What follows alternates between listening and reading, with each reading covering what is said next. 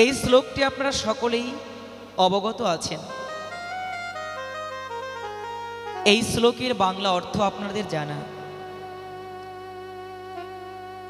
এই শ্লোকের সরল অর্থটি হচ্ছে, এই জগতের বুকে যতবার অধর্মের মাত্রা বেড়ে যাবে, যতবার সাধুগুরু বৈষ্ণব ভক্তের জন্য দুর্দিন নেমে আসবে, আমার গোবিন্দ প্রতিজ্ঞা করলেন ধর্মকে নতুন করে সংস্থাপন করার জন্য আমি সাধুগুরু বৈষ্ণব সমস্ত জীবের পরিত্রাণ করার জন্য আমি নিজ গুণে কৃপা করে কাউকে না পাঠিয়ে আমি স্বয়ং জগতের বুকে অবতার হয়ে ভক্তের দুর্দিনকে দূর করে দেব। একবার উলুধ্বনি করবেন, একবার উলুধ্বনি করবেন বাবা। ভগবান বললেন আমি কাউকে পাঠাবো না, নিজে যাব ধরার বুকে। এখানে অনেকে প্রশ্ন করতে পারেন, তুমি যদি ভগবান হবে, তোমার যদি এত শক্তি, তোমার যদি এত বল, তোমার যদি এত বীর্য, যদি তোমার এত ক্ষমতা থাকে, তবে তুমি না এসে কোনো একজন দাসকেও তো পাঠাতে পারতে। লক্ষ্য করবেন, এই জড়জগতে যদি আমাদের কারো কয়েক লক্ষ টাকা হয়, যদি আমরা কয়েক লক্ষ টাকার মালিক হই, দেখবেন আমাদের মনে হয় যে এখন যদি আমি আমার সেবার জন্য 2-4 জন লোক নিয়োগ করতে পারতাম, তবে সমাজে দেশে আমাকে একটু বাবু বলে ডাকতো। কেন? বাবু বলে ডাকলে ভালো একটা অনুভব হয়, নিজেকে একটু অনেক বড় মনে হয়, যে আমি অনেক শক্তির অধিকারী, আমি অনেক ক্ষমতার অধিকারী। কি করি আমরা?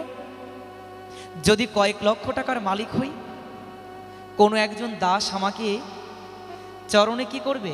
জুতো পরিয়ে দেবে, কেউ আমাকে পোশাক পরিয়ে দেবে, কেউ আমাকে খাইয়ে দেবে, কেউ আমার মাথার উপরে ছাতা ধরবে, নাকি করে না বাবা?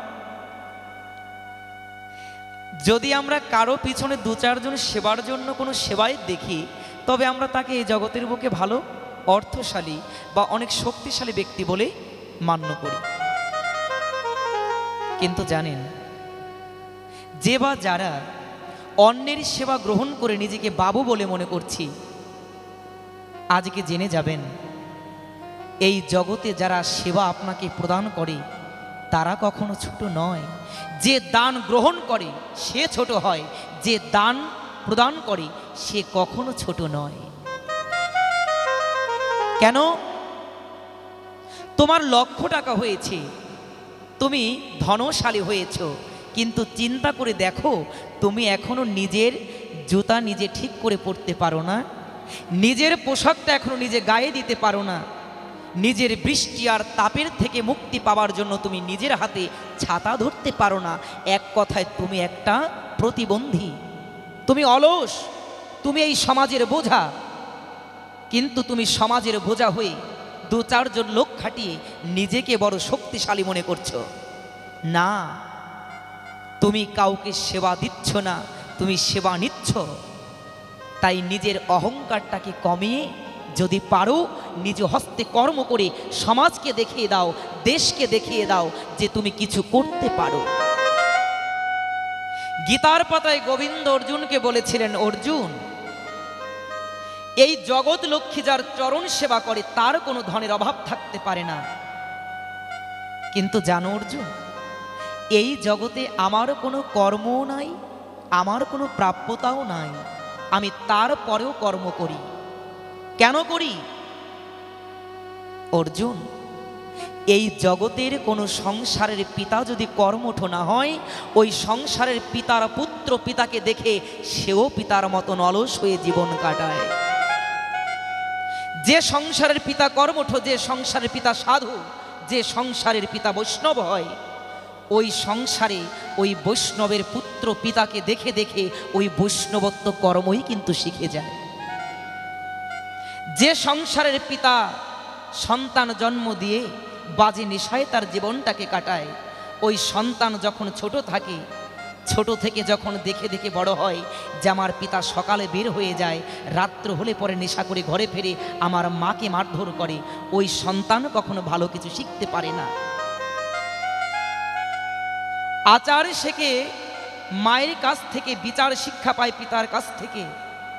যে সংসারের পিতা সঠিক বিচারক হয়, ওই সংসারের পুত্র, ওই সংসারের কন্যা, তারাও সঠিক মানুষ হয়। কিন্তু ভগবান বললেন, অর্জুন, আমি কর্ম না করলেও তাতে অপরাধ নাই, কিন্তু তারপরেও কর্ম করি। কেন জানো? এই জগতের বুকে আমার অগণিত অলস সন্তান রয়েছে, যারা কর্ম করতে চায় না, কিন্তু মুখে বড় বড় কথা বলে, মুখে বড় সাধু হয়, মুখে মুখে বড় বৈষ্ণব হয়, কিন্তু ওরা জানে না এই জগতে বৈষ্ণবত্ব, এই জগতে সাধুত্ব কখনো মুখের কথাই হয় না, কর্ম করে তারপরে কিছু পেতে হয়। আমরা সবাই বলি, ভগবান তুমি আমাকে কৃপা করো, কিন্তু বাবা, কৃপা শব্দের অর্থটা কি? কৃপা শব্দের আভিধানিক অর্থ হচ্ছে কিছু করে পাওয়া। কৃ ধাতু মন প্রত্যয়ে যুক্ত হয় কৃপা। এই কৃপায় হয় কিছু করা, আর পায় হয় পাওয়া। আগে তুমি কিছু করো, তবেই তুমি পাবে। তুমি কিছু না করে কিছু পেতে যাচ্ছ, এটা বোকামি ছাড়া আর কিছু নয়। গীতার পাতায় গোবিন্দ আবার বললেন, এই জগৎ থেকে যারা আমরা মুক্তি লাভ করতে চাই, যতদিন পর্যন্ত গীতারূপী তরণীতে আমরা আরোহণ করতে না পারবো, আমাদের কোনো দিনও, এই জন্মে কেন কোনো জন্মেই মুক্তি লাভ হবে না। নৌকার উপরে না উঠে যদি কেউ পার হতে চায়, তবে ওর মতন বোকা জগতের বুকে নাই। নদী পার হতে হলে পরে যেমন তোমাকে নৌকায় উঠতে হবে, এই ত্রিতাব জ্বালার জগৎ থেকে যদি কারো মুক্তি লাভ করতে হয়, তবে আসো আমরা সকলে গীতারূপী তরণীতে আরোহণ করি, আমরা চিরজনমের মতন উদ্ধার হয়ে যাই। একবার ভগবান মুক্তি দেবার জন্য আসলেন এই কলির জীবে। ভগবান বললেন, তোমরা যারা আমাকে প্রশ্ন করছো না, আমা একবার করে দাও, তোমরা যারা প্রশ্ন করছো, ভগবান তুমি নিজে কেন আসো, তুমি কেন অন্য কাউকে পাঠাও না? ভগবান উত্তর দিয়ে দিলেন, আমি সেবা গ্রহণ করার থেকে সেবা দিতে বড় ভালোবাসি। আজকে এই কলির জীবের জন্য আমার গৌর হরি যে মহামন্ত্র হরে কৃষ্ণ নাম দিয়ে গেলেন, এই কলির জীবের সহজ সাধ্য ভজন একমাত্র 16 নাম 32 অক্ষর। এই নাম ছিল কোথায়? এই নাম ছিল গোপনে, গোলকে গুপ্ত অবস্থায়। আজকে নিতাই চাঁদের ওপর করুণা কম্পায় গৌর হরির আদেশে এই জগতে গুপ্ত নাম আসলো, বিলিয়ে দিলেন অকাতরে গৌর হরি। তিনি একা নন, তিনি পারতেন একা বিলাতে, কিন্তু সম্মুখে রেখেছিলেন ভাই নিতাইকে। কেন? এই জগতে আগে গোবিন্দ ভক্তকে মর্যাদা দিয়েছেন। ভগবান কি বললেন জানেন? হে জীব, এই জগতে আমি পারি না এমন কোনো কর্ম নাই, কিন্তু আমি ইচ্ছা করেই কিছু করি না। কেন? আমি আমার ভক্তকে দিয়ে করিয়ে এই জগতে আমি ভক্তের মহিমাকে প্রচার করতে বড় ভালোবাসি, আমার ভক্তকে বড় ভালোবাসি আমি। তোমরা প্রশ্ন করেছো, গোবিন্দ তুমি কেন আসো? ভগবান কেন আসে জানে?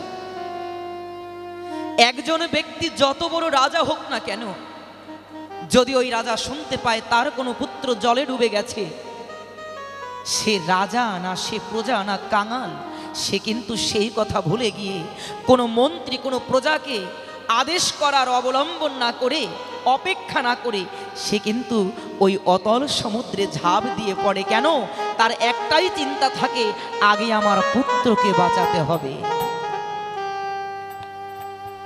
একজন রাজা যেমন তার ওই রাজকর্মকে ভুলে যায়, যদি তার সন্তানের বিপদের কথা শুনতে পায়, একজন রাজাও ভুলে যায় আমি রাজা না আমি ভিখারি। একজন রাজা প্রজা কাঙাল যেই হোক না কেন, যখন কোনো ব্যক্তি একটা সন্তানকে জন্ম দেয়, এই জগতে সে পিতার স্থানটাকে লাভ করে। শত হলেও সে একজন পিতা। একজন পিতার কাছে কোনো ধনী মানে গরিব নাই। একজন দীন দরিদ্র পিতার যেমন সন্তানের জন্য হৃদয় কাঁদে, একজন রাজারও তেমনি পুত্রের জন্য কন্যার জন্য সমান হৃদয় কাঁদে। বাবা দেখুন, ভগবান বললেন কোন জীবের কোন সন্তানের মাথায় যদি তার বহন করার থেকেও বেশি পরিমাণ ওজন থাকে, ওই সন্তানের পিতা যদি মাতা যদি দেখতে পায় তার সন্তানের মাথায় অনেক ওজনের বোঝা, পিতা দৌড়ে গিয়ে বলে, খোকা এই বোঝা তুই বহন করতে পারবি না, শীঘ্র করে তুই আমার মাথায় তুলে দে। পিতা যেমন পুত্রের মস্তকে বোঝা দেখে ওই বোঝাটাকে নিজের মাথায় তুলে নেয়, বলে বাবা এখন তুই শান্তিভাবে তুই সময় কাটা। আমার গৌরহরিও বললেন, আর কতকাল তোরা পাপের বোঝা মাথায় নিয়ে ঘুরবি? ওরে কলির জীব, তোদের যে কৃষ্ণ কথায় মতি নাই, তোদের গোবিন্দের কথায় প্রেম নাই, কয়েক জনমের পাপের বোঝা তোদের মাথায়, তাই আমি আর সহ্য করতে পারছি না। ওরে দে তোদের সকলের পাপের বোঝা আমার মাথায় তুলে দে, আমি তোদের পাপের বোঝা নিয়ে আমি কৃষ্ণ নাম দিয়ে তোদেরকে চিরচরের মতন মুক্তি দিয়ে দেব। তাই আমার গৌরহরি এই কলির জীবের পাপকে উদ্ধার করার জন্য নিজের মস্তকে পাপের বোঝা ধরলেন, সকলকে বললেন, ওরে তোরা সকলে হালকা হয়ে একবার আমার সঙ্গে সে কৃষ্ণ নাম কর। সকলে বাহু তুলে একবার সে মহামন্ত্র হরে কৃষ্ণ নাম বল, যে নামে জগতের মহাপাপী উদ্ধার হয়ে যায়। আজকে তোদের উদ্ধার করার জন্য আমি গোলক ছেড়ে এই ভুলকের গায়ে নেমেছি। তো আসুন আমরা একবার সে মহামন্ত্র হরে কৃষ্ণ নামটাকে একসঙ্গে উচ্চারণ করি। বাহু প্রসারিত করে দিন। হরে কৃষ্ণ হরে কৃষ্ণ কৃষ্ণ কৃষ্ণ হরে হরে, হরে রাম রাম রাম হরে হরে।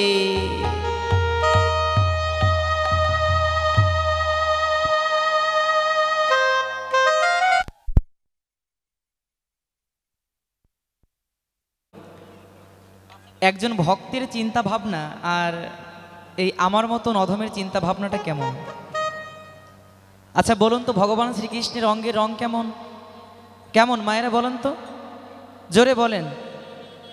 হ্যাঁ সাদা। বাবারা বলতে পারেন কেমন? বলুন তো। কালো না?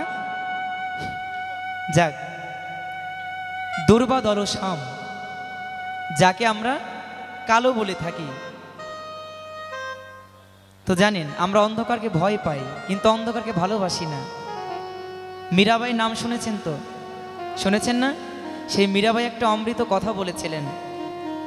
মীরাবাইয়ের অঙ্গের রং ছিল একদম রাধারানীর যেমন অঙ্গকান্তি যে বর্ণ, ঠিক সেই রকম, কিন্তু তাতে সে খুশি ছিলেন না। তিনি কালো খুব ভালোবাসতেন। হ্যাঁ, কেন বাসতেন? যে যদি কালো হতাম নিজের অঙ্গের দিক তাকালে পরে কৃষ্ণের কথা মনে পড়ে যেত। তো এই যে ভগবান আমাদের আলোর মধ্যে কালো দিয়েছেন, আলো, হ্যাঁ অন্ধকার দিয়েছেন, তাহলে কথা না বলে যারা চতুর ভক্ত তারা কি করতেন জানেন? এই অন্ধকারের মধ্যে মুখটাকে বন্ধ রেখে একটু গোবিন্দকে বেশি ডাকতেন। কেন? এই কৃষ্ণ তোমাকে আমি আমার আরো বেশি কাছে পেয়ে গেছি, তাই গৌর হরি বল। কিন্তু না, আমাদের সেই স্বভাব নাই, কিন্তু কথা বলতে হবে, গল্প করতে হবে। রাধে রাধে। আসুন আমরা যে গৌরহরির কথা বলছিলাম, আমরা আজকে সেই গৌরহরির গলদেশে মাল্য দান করে আমরা পৌঁছে যাব সে ভক্ত ভগবানের অমৃত কথায়। রাধে রাধে।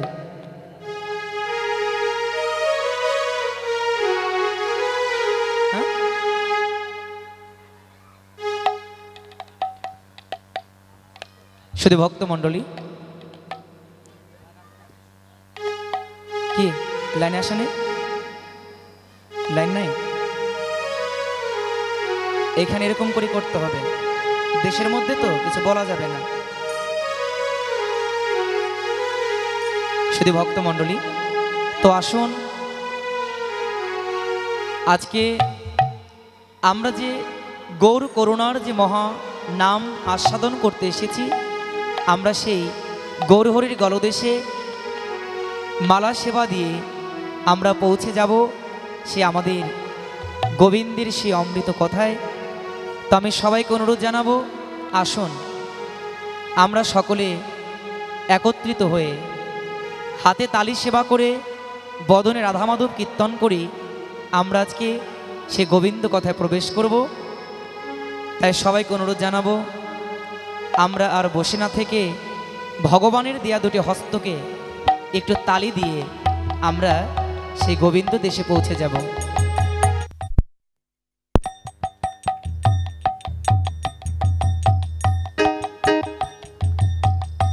ভগবান যাদেরকে কৃপা করে কৃষ্ণ সেবার জন্য দুটি হস্ত দিয়েছেন, গোবিন্দের নাম করার জন্য একটি সুন্দর বদন দিলেন, আসুন আমরা আজকে বসে না থেকে সেই গুরু গোবিন্দের সেবায় নিজের দেহটাকে একটু কর্মের মাধ্যমে লাগিয়ে আমরা গোবিন্দকে বলবো, হে গোবিন্দ, আমি তো কোনোদিন তোমার সেবা করতে পারি নাই, তোমার কোনো কাজে লাগতে পারি নাই, তাই আজকে বৈষ্ণবের সঙ্গে এসে আমি বৈষ্ণবের সঙ্গে আমি আজকে তোমার একটু সেবা করে আমি আমার সেই আকাঙ্ক্ষিত জগতে পৌঁছে যাব। তাই আমি সবাইকে অনুরোধ করব, কেউ বসে থাকবেন না, আসুন আমরা রাধা মাধবের কীর্তনটা আনন্দ করে করি। মাঝে মাঝে উলুধ্বনি করবেন, জয়ধ্বনি করবেন।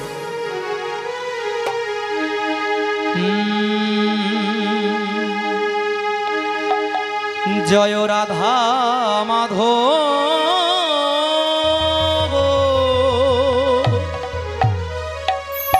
জয় কুঞ্জ বিহারী, জয় রাধা ধ্বনি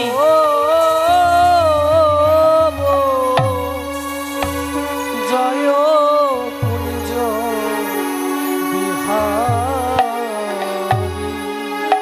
জয় রাধা মাধব, জয় কুঞ্জ বিহারী। একসঙ্গে হাতে তালি সকলে, হ্যাঁ একদম সবার, রাধে রাধে। জয় কুঞ্জ বিহারী, জয় গোপী জন বল্লভ, জয় গিরিবর ধারী, জয় গোপী জনবর লোভ, হরি বল হরি বল। জয় গিরিবর ধারী, জয় গোপী জন বল্লভ, জয় গিরিবর ধারী, জয় গোপী জনবর নিতাই গৌর হরি বল হরি বল। জয় গিরিবর ধারী, জয় রাধা মাধব, জয় কুঞ্জ বিহারী, জয় রাধা মাধব, জয় কুঞ্জ বিহারী, যশোদানন্দন ব্রজ জনরঞ্জন, যশোদানন্দন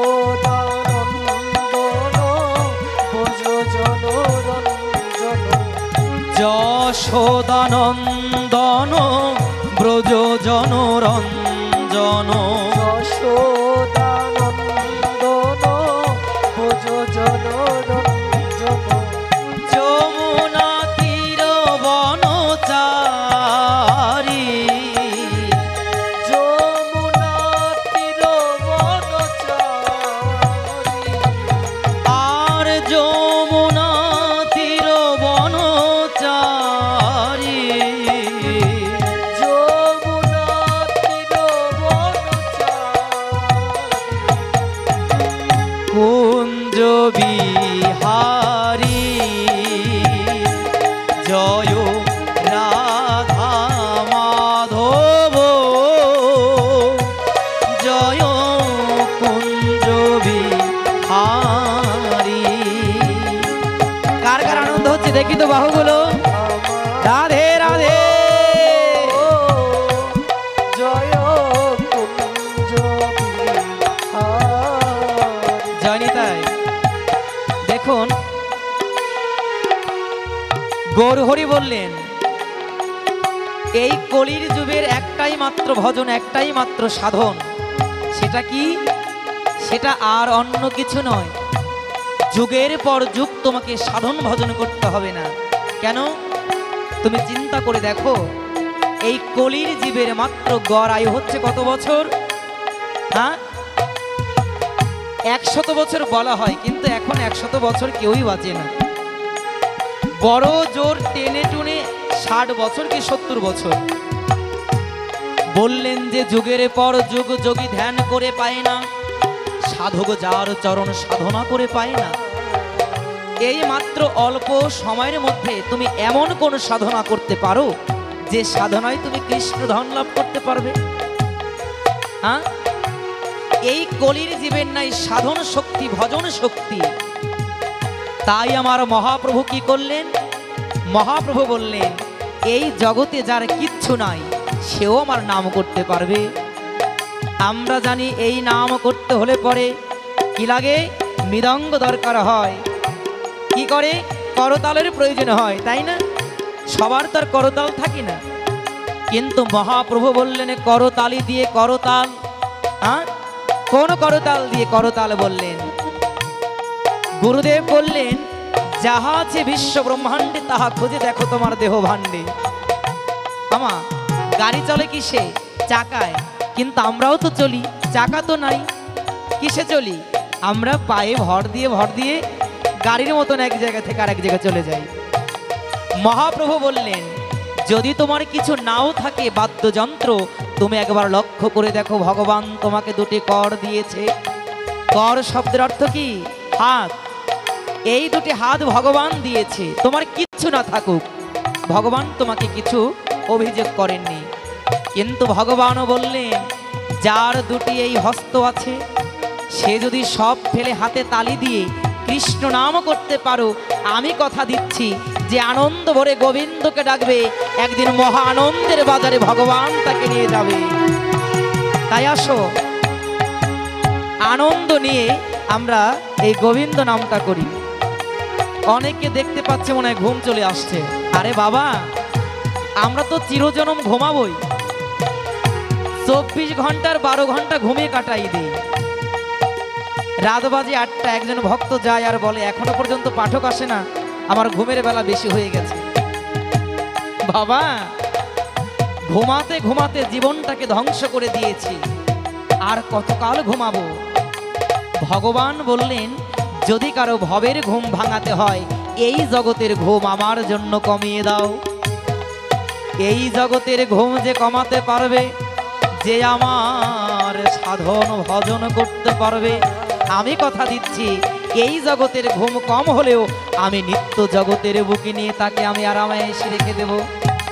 তাই গোবিন্দের জগতে যেতে হলে পরে একমাত্র রাধারানীর নাম ছাড়া কখনো গোবিন্দের জগতে যাওয়া যায় না। শাস্ত্রে বললেন যেখানে হয় মধুর নাম সংকীর্তন, ভক্তগণের হয় আগমন, সেটাই হয় নিত্য মধুর বৃন্দাবন। আর বৃন্দাবনে কৃষ্ণ নাম চলে না, কি নাম চলে বাবা? হ্যাঁ, বলো না গো, বলো না গো, আরো জোরে বলো না গো। রাধে রাধে রাধে রাধে রাধে বল। রাধে রাধে রাধে বল। দুটি বাহু তুলে সবাই রাধে বল। সকলের বাহুগুলো উপরে। রাধে বল। রাধে রাধে রাধে বল।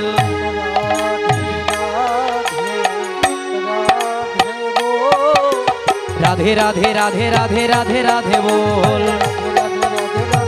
একসঙ্গে রাধে রাধে রাধে রাধে রাধে রাধে বল। রাধে রাধে রাধে বল।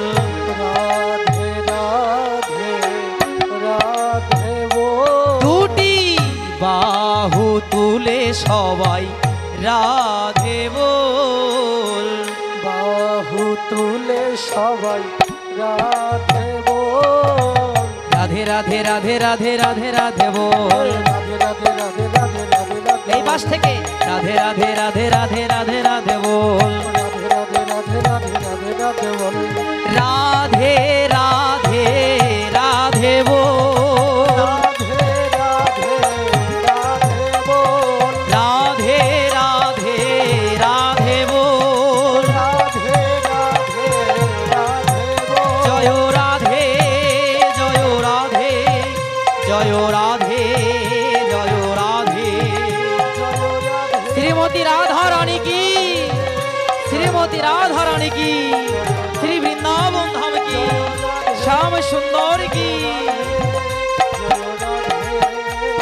একসঙ্গে জয় রাধা রমন হরি বল। জয় রাধা রমন হরি বল।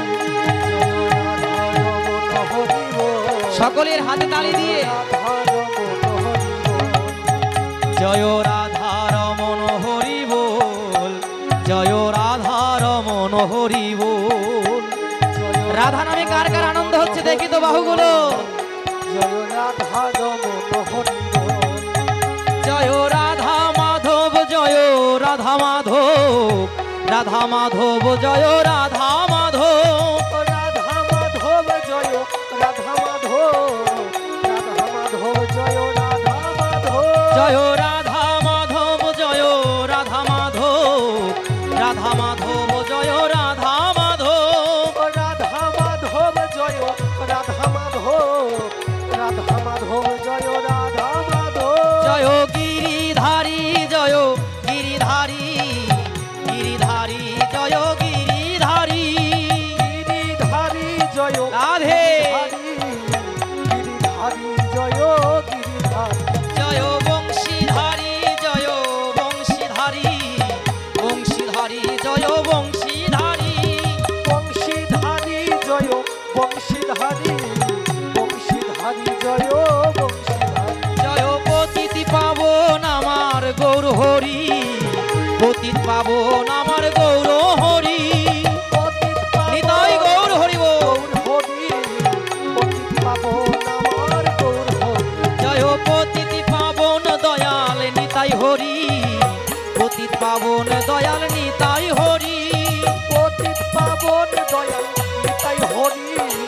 পতিত পাবন দয়াল নিতাই হরি। জয় পতিত পাবন আমার গৌর হরি। পতিত পাবন আমার গৌর হরি। পতিত পাবন আমার রাধে হরি। সকলে আনন্দ নি। পাবন আমার গৌর হরি। নিতাই গৌর হরি বল। হরি বল হরি বল হরি বল। গৌর হরি। নিতাই গৌর সীতানাথ প্রীতি প্রেমানন্দে একবার হরি বল হরি বল। সাধু গুরু বৈষ্ণব আনন্দে একবার হরি বল হরি বল।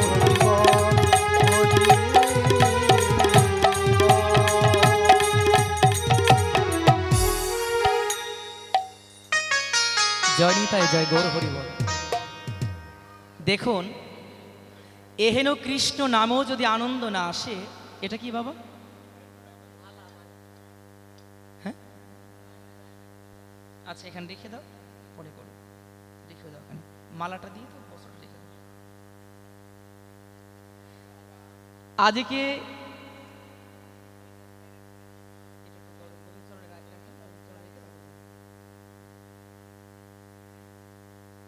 সবাই একটু লুড়ধ্বনি করবেন। এ মা একটা তুলসীর মালা নিয়ে এসেছে। রাধে রাধে।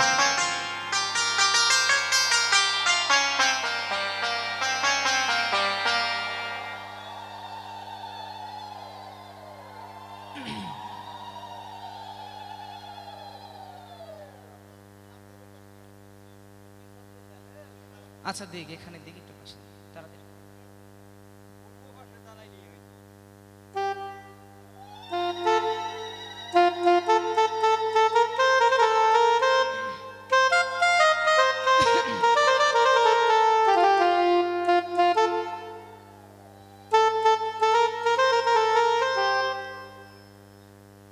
আজকে নিশি প্রভাত হতে হতেই হালকা একটি কোটা দিয়ে দাও তো, হালকা একটি কোটা। আজকের নিশি প্রভাত হতে হতেই মহানাম যজ্ঞানুষ্ঠান আরম্ভ হয়ে যাবে।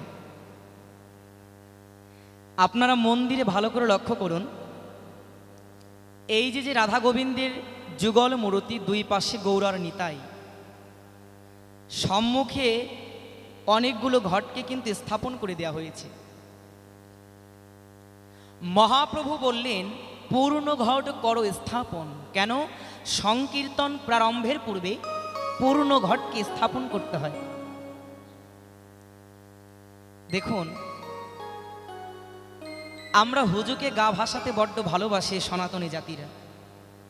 মানে কাকে কান নিয়ে চলে গেছে, কাক না চিল বলো ওটাকে, কিন্তু নিজের কানে হাত নিয়ে আমরা পিছন পিছন দৌড়াতে থাকি। কিন্তু আমরা আসল তত্ত্বটা, আমরা আসল যে ঘটনাটা, সেটা আমরা কেউ জানতেও চাই না, বুঝতেও চেষ্টা করি না।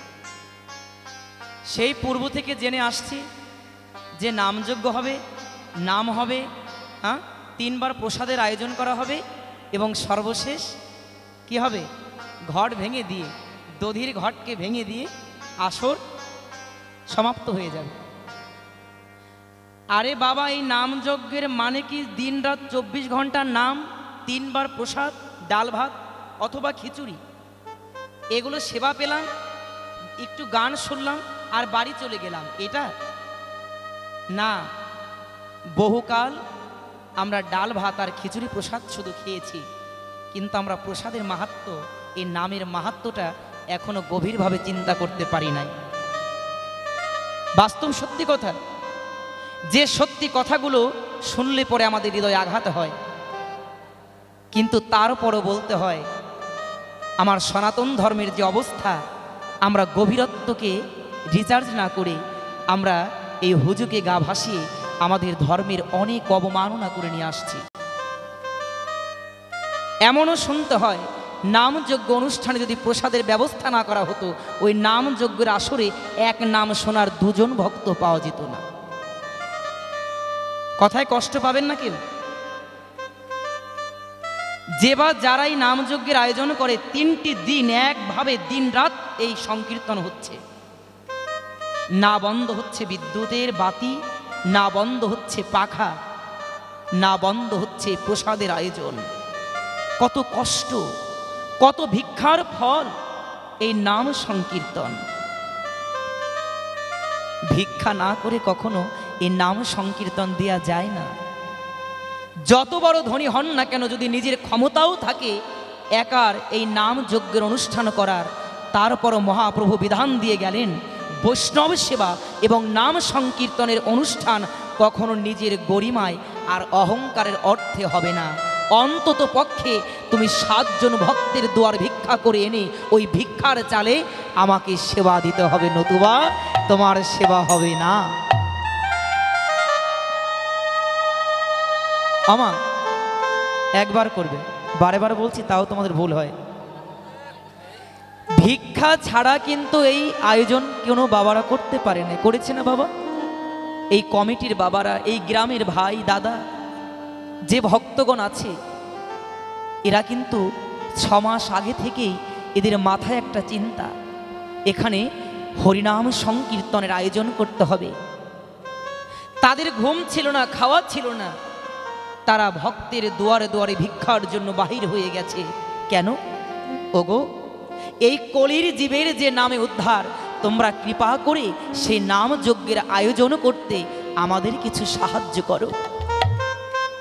সাহায্যটা শুধু অর্থ নয়, একজন ভক্তের একটা শক্তিশালী কথায়ও একজন ভক্ত অনেক শক্তি পায়, পায় কি না? কিন্তু জানেন, আমাদের সমাজে শক্তি দেবার লোকের থেকে আমাদের মনকে ভেঙে দেওয়ার লোকের এখন অনেক অনেক অনেক অভাব কমে গেছে। অনেক কষ্ট লাগে, বলতে চাই না, তারপরে বলি কেন? এত কষ্ট করে যারা আয়োজন করে, যদি পথে যেতে যেতে বলে যে ওদের প্রসাদটা ভালো হয় নাই, আরে বাবা, তুমি দুজন ভক্তকে বছরে সেবা করাতে পারো না নিজের বাড়ি নিয়ে, আর যে ভক্তগণ 3টি দিন 3টি রাত পর্যন্ত অজস্রভাবে অগণিতভাবে ভক্ত সেবার আয়োজন করেছে, তার যেমন সাধ্য সে সেভাবেই তো আয়োজন করেছে। কেন কেন তুমি তাকে মন ভাঙার কথা বলছো? যদি তুমি পারো, তোমার গোলায় যদি 25 মণ ধান থাকে, 1 মণ ধান তুমি দিয়ে যেও, যেন আমার এই ধান এই চাল যেন কোনো সাধুর বৈষ্ণবের সেবায় লাগে। তুমি কোনো ভক্তের হৃদয়ে আঘাত করো না। তাই মহাপ্রভু ডাক দিয়েছিলেন, এই জগতের বুকে চামার চণ্ডাল মোচা ধুপি নাপিত এই কোনো জাতের বিভেদ করব না। আমি 12 জাতির অন্ন চাল দিয়ে, আমি একসঙ্গে চাল ডাল দিয়ে মহা খিচুড়ি প্রসাদ করে জগতের সকল ভক্তকে দিয়ে যাব। কোনো জাতা জাতির ভয়, কোনো জাতা জাতির বিচারে কৃষ্ণ নামে হরি নামে থাকবে না। তাই মহাপ্রভু বললেন, তোমরা পূর্ণ ঘট করো স্থাপন। কোথায় করবে? ঘট কোথায় স্থাপন করা হয় বাবা? গোবিন্দের মস্তকে না গোবিন্দের চরণের কাছে? কোথায়? গোবিন্দের চরণের কাছে। গোবিন্দ দাঁড়িয়ে আছে, আর ওই ঘটটাকে স্থাপন করে দেওয়া হয়েছে গোবিন্দের চরণের কাছে। কেন জানো? ওটা কিন্তু অন্য কোনো স্বর্ণ বা রূপার বা কোনো লোহার কোনো ধাতুর কলসি নয়। মহাপ্রভু বললেন, আমি মাটিকে বড় ভালোবাসি, তাই এই কলির জীবের, ওরা কাঙাল, ওরা অধম, আমাকে দেবার মতন ওদের কিছু নাই।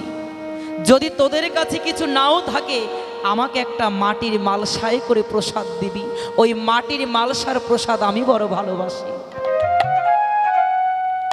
যদি তোদের কাছে কোনো ধাতুর কলসি নাও থাকে, একটা মাটির কলসিতে পূর্ণ করে ওই ঘটটাকে সাজিয়ে চরণের কাছে রেখে দিবি।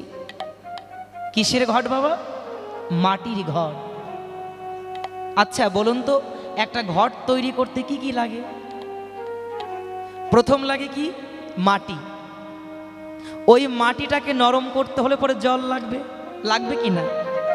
যখন কুমোর একটা হাঁড়ি তৈরি করে, ওই মাটিকে জল দিয়ে কি করে, মন্ড আকারে তৈরি করে ওই চাকির উপরে বসিয়ে দেয়, তাই না? ওই হাতের যেমন গঠন ঠিক ওইভাবেই একটা হাঁড়ি তৈরি হয়। আচ্ছা বলুন, ওই কাঁচা মাটির হাঁড়ি আগেই কি পোড়ায় নাকি একটু আলো বাতাসে রোদ্রে রাখে? কি করে? খোলা আকাশের নিচে সূর্যের আলোতে শুকাতে দেয়। যখন একটু শক্ত হয় তখন আগুন ধরিয়ে ওই হাঁড়িটাকে পুড়ে লাল করে দেয়া হয়। বাবা, যখন সাধারণ আলো বাতাসে ওই ঘরটাকে শুকানো হয়, ওই কাঁচা ঘর যদি জলের মধ্যে ফেলে দেয় গলে যাবে না? গলবে কি না? ওই ঘরটাকে যখন আগুনে পোড়ানো হয়, ওকে আপনি যতই জলে ফেলে দেন ও কিন্তু আর গলে যাবে না। যাবে কি? পোড়া মাটি কি আর জলে গলে যায়? যায় কি না? যায় না। খুবই ধ্যান দিতে হবে। মহাপ্রভু বললেন, পূর্ণ ঘট তুমি করো স্থাপন। কোন ঘর? মাটির ঘর না গো। এই জগতে অন্যের কোনো বস্তুতে আমার গোবিন্দ সেবা হয় না। মহাপ্রভু যেন বলতে চাইলেন, ওগো একবার তোরা ভালো করে লক্ষ্য করে দেখ, আমি এই ঘটের কথা বলি নাই, এই দেহ ঘটের কথা বলেছি। এই দেহ ঘটটাকে তোরা গুরু গোবিন্দের সেবায় স্থাপন করে দিবি। মহাপ্রভু, এই দেহটা কি ঘট নাকি? একবার ভালো করে চিন্তা করে দেখুন। যারা গুরু ঘরে গিয়েছেন অবশ্যই জানবেন, পঞ্চতত্ত্ব ষড়রিপু দশেন্দ্রিয় আর মন দিয়ে গঠন করা হয় এই মানব দেহটা। এই দেহের মধ্যে রয় পঞ্চতত্ত্ব, ক্ষিতি অপতেজ মরুত বোম। এই দেহের মধ্যে আপনি খুঁজলে পাবেন আকাশ, বাতাস, জল, মাটি, বায়ু। একটা ঘট তৈরি করতে হলে পরেও এই বস্তুগুলো কিন্তু প্রয়োজন হয়েছিল।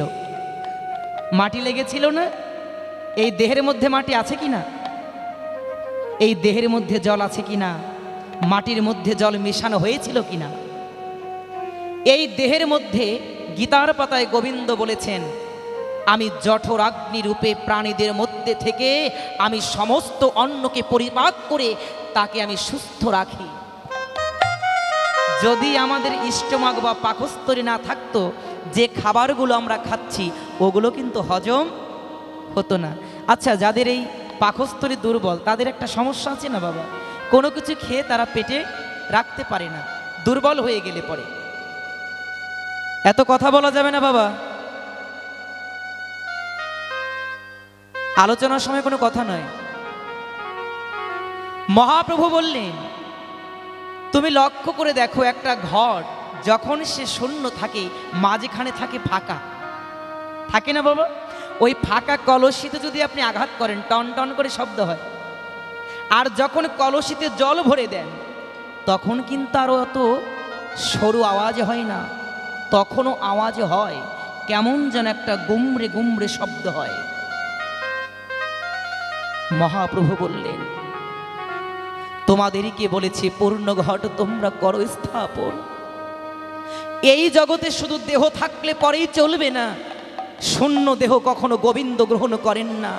গোবিন্দ বললেন, এই জগতে গোবিন্দের সম্মুখে যেমন কলস ভর্তি জলকে স্থাপন করতে হয়, যদি কারো দেহটা কৃষ্ণ প্রেমের জলে পূর্ণ না থাকে, ওই শূন্য দেহ কখনো আমার গোবিন্দ সেবায় লাগে না। যদি পারো তোমাদের দেহটাকে কৃষ্ণ নামের বাড়ি দিয়ে পূর্ণ করে তোমরা সময় থাকতে গোবিন্দের চরণে স্থাপন করে দাও। এই শূন্য ঘট কখনো গোবিন্দ গ্রহণ করবেন না।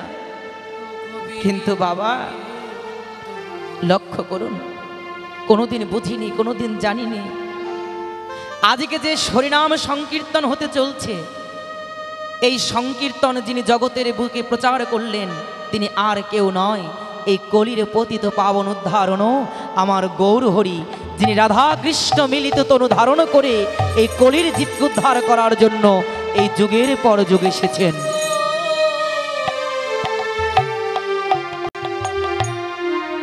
শাস্ত্র বললেন, যদি কোথাও গোবিন্দের নাম সংকীর্তনের আয়োজন করা হয়, আমার গোবিন্দ তত সময় পর্যন্ত আসেন না যত সময় পর্যন্ত না আমার গোবিন্দের কোনো ভক্ত এই আসরে আসে। এই আসর যত সময় পর্যন্ত শূন্য ছিল, কৃষ্ণ কথা আরম্ভ হতে পারে নাই। চতুর্দিক থেকে যখন ভক্তগণ এসে পূর্ণ হয়েছে, কৃষ্ণ কথা আরম্ভ হয়ে গেছে। মহাপ্রভু বললেন, ভক্তগণ যখন আসেন তখন আমার গৌর হরি হৃদয় হাসে। আর ভক্তগণ যখন গোবিন্দের কথায় প্লাবিত হয়, আমার গোবিন্দ কি করে জানো? আমার শ্রীমতী রাধারানীকে বামে নিয়ে সে আনন্দ কীর্তনে আনন্দ নৃত্যে বিমল হয়ে যায়। সে ভক্ত সঙ্গ বড় ভালোবাসে।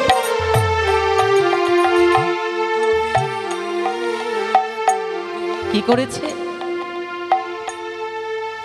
ওই ঘটের উপরে দেখতে পারবেন বাবা, কি করি আমরা? পঞ্চপল্লব দেই না, আম পল্লব দেই তো। কয়টি পাতা থাকে তাতে? 5টি। তত্ত্বদর্শী ব্যক্তি বললেন, এই ঘটের উপরে যেমন 5টি আমের পল্লব দিয়ে হয়েছে, একবার ভালো করে লক্ষ্য করো, ওই আম পল্লবের যে মাথাগুলো ওগুলো কি উপরের দিকে দাঁড়িয়ে থাকে নাকি নিচের দিকে নামানো থাকে? নিচের দিকে। তত্ত্বদর্শী ব্যক্তি বললেন, তোমার ভক্তি থাকুক, শ্রদ্ধা থাকুক, নয়ন ভরা জল যত যাহা কিছুই থাকুক না কেন, তোমার হৃদয়ে যদি কোনো সাধুগুরু বৈষ্ণবের চরণে, কোনো ভক্তের চরণে যদি তুমি নত করে না রাখতে পারো, যত ভক্তি তোমার থাকুক, যদি অহংকারে তোমার মস্তক উঁচু থাকে, কোনো দিনও তুমি গোবিন্দকে পাবে না গো। যদি পারো তোমার এই পঞ্চতত্ত্বকে তুমি সাধুগুরু বৈষ্ণবের চরণে তুমি নত করে রাখো, তোমার জীবনে একটাই ভজন হোক, যেন আমার মতি সাধুগুরু চরণের তলে থাকে, আমি যেন কখনো নিজেকে বড় বলে মনে না করি। আম্রপল্লব শিক্ষা দিলেন, কিন্তু আমরা সারা জীবন দেখি ঘট পেতে গোবিন্দ পূজা হয়। জেনে নাও ঘটের কি মাহাত্ম। হাইরে কপাল মন্দ, চোখ থাকিতে অন্ধ। আমরা দেখলাম কিন্তু বুঝলাম না। কি করেছে বাবা? যখন ওই পঞ্চতত্ত্ব তোমার সাধুগুরু বৈষ্ণবের চরণে নওয়ানো থাকবে, দেখবে ওই ঘটের উপরে আম্রপল্লবীর উপরে একটা ডাব দেয়া থাকে, থাকে না? নাকি ভুল বলছি? ভুল হলে বলবেন। একটা ডাব, ফল রূপে একটা ডাবকে দেয়া থাকে। কি বললেন জানেন? যাদের পঞ্চতত্ত্ব, যাদের হৃদয়, যাদের মন এমন করে বৈষ্ণব চরণে নত হয়, ওই বৈকুণ্ঠ থেকে আমার শ্রীমতী রাধারানী সেই ভক্তকে প্রেম ফল দান করে দেয়, প্রেম ফল দিয়ে দেয় রাধারানী। আর কি করে?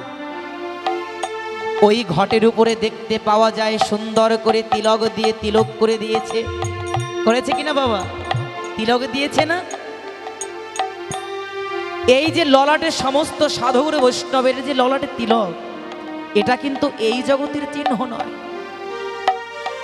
এটা আমার রাধারানীর চরণ চিহ্ন। রাধা কুণ্ডের যে ধুলি, এই ধুলি দেখে আমার গোবিন্দ বুঝতে পারে ওরা আমার দূরের কেহ নয়, ওরা আমার রাধারানীকে ভালোবাসে বিধায় ওরা রাধারস, ওরা তিলক ধারণ করেছে, ওরা আমার আপন, ওদেরকে আমি দূরে ঠেলে রাখতে পারবো না।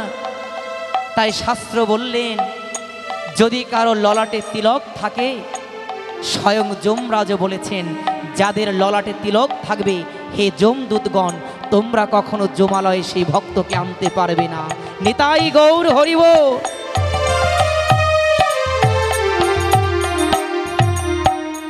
ললাটে তিলক থাকা অবস্থায় কখনো যমদূত তোমাকে যমরাজ্যে নিতে পারবে না। কেন? যমরাজ বলে উঠলেন, আমি তো যম, সবার মৃত্যু। এই যমের তো হয়তো মৃত্যু একদিন হতে পারে, কিন্তু আমি সকলকে মৃত্যু দিলাম, নিজের মৃত্যু কথা কখনো চিন্তা করি নাই। যখন আমার মৃত্যু হবে, তখন আমি কোথায় যাব? আমি কার কাছে যাব? আমি কোথায় গিয়ে দাঁড়াবো? আমি তো কোনোদিন মনে প্রাণ ভরে ভগবানকে ডাকতে পারি নাই। আমি তো হৃদয় খুলে দিয়ে কখনো হা কৃষ্ণ, প্রাণ কৃষ্ণ বলতে পারি নাই। আমার গতি হবে কি? আমার গতি কি হবে?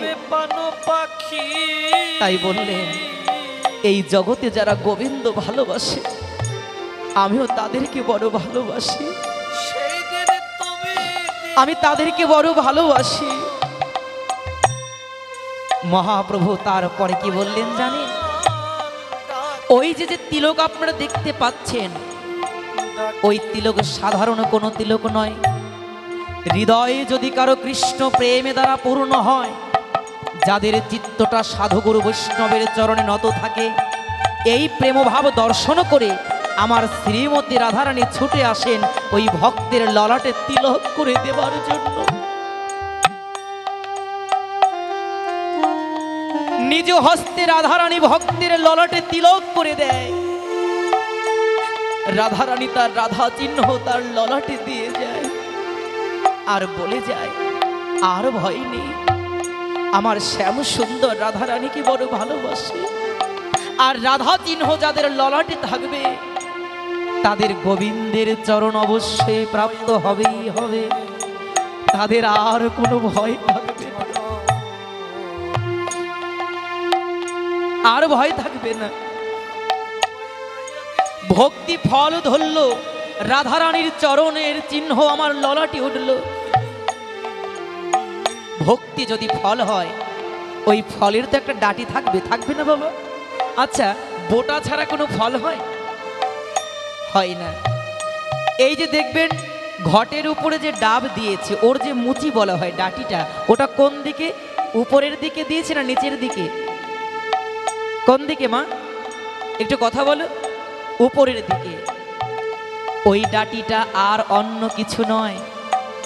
যখন ভক্তি ফল ফলল তোমার হৃদয়ে, ওই ভক্তি ফলের ডাটি তোমাকে বলছে, এই জগৎ সংসারে এসে যারা কৃষ্ণ ভজন সাধন করে, তাদের গতি কখনো নিম্নজনিত নয়, তাদের গতি হবে ঊর্ধ্বমুখী।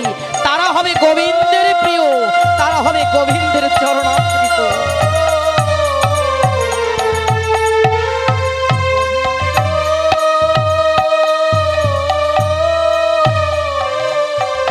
ওই বৈকুণ্ঠে হবে তার স্থান।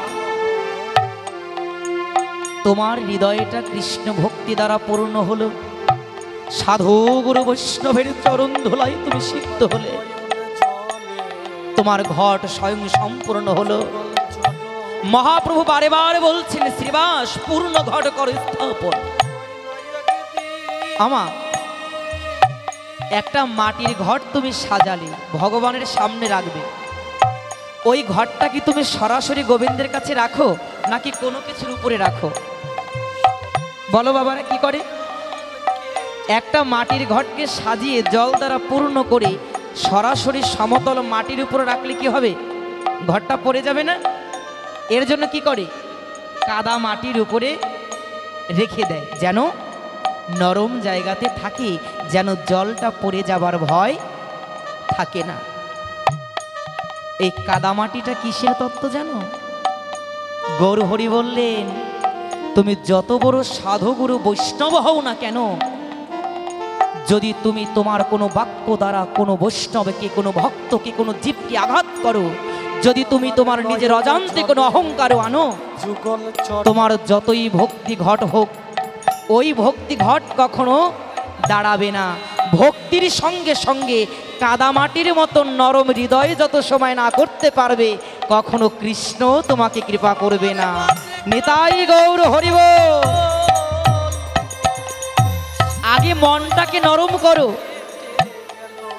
ওই আমি তো 2-4 মালা জপ করে প্রসাদ পেয়ে ভালো একটা পোশাক পরে মানুষকার মানুষ বলে গ্রাহ্য করি না। শুধু শিখেছে কি, ধরিস না, হ্যাঁ আমাকে ছুস নে, আমার সঙ্গে বসিস না, এগুলো শিখেছি। কিন্তু না, যিনি পরম বৈষ্ণব তিনি কখনো কাউকে দূরে ঠেলেন। কেন ঠেলবে? বৈষ্ণব বন্দনায় কীর্তন করেছেন, ওগো বৈষ্ণব ঠাকুর দয়ার সাগর, এ দাসে করুণা করো, তুমি দিয়ে পদ ছায়া সদো হে আমারে, তোমার চরণ ধরি। ও বৈষ্ণব, যদি তোমার চরণ ধরতে না দাও, আমি কেমন করে শোধন হব? যদি তোমার চরণ তলে আমাকে স্থান না দাও, বলো আমাকে উদ্ধার করবে কে? তোমার নিজের যদি এত পাপের ভয়ে থাকে, তবে আমার মতন অধমকে তোকে উদ্ধার করতে পারবে না। পারবে কি? আগুন কখনো কোনো বস্তুকে ভয় করে না। আগুনের ধর্ম হচ্ছে সব কিছু পুড়িয়ে দেয়া। যিনি প্রকৃত বৈষ্ণব, তার কাছে গেলে পরে আপনাকে কখনো দূরে ঠেলবে না। সে কি বলবে জানেন? ও বাবা আয়, এতদিন তো কৃষ্ণ নাম করতে পারিসনি, একবার আলিঙ্গন দিয়ে একবার নিতাই গৌর হরি বলব, একবার নিতাই গৌর হরি বলব।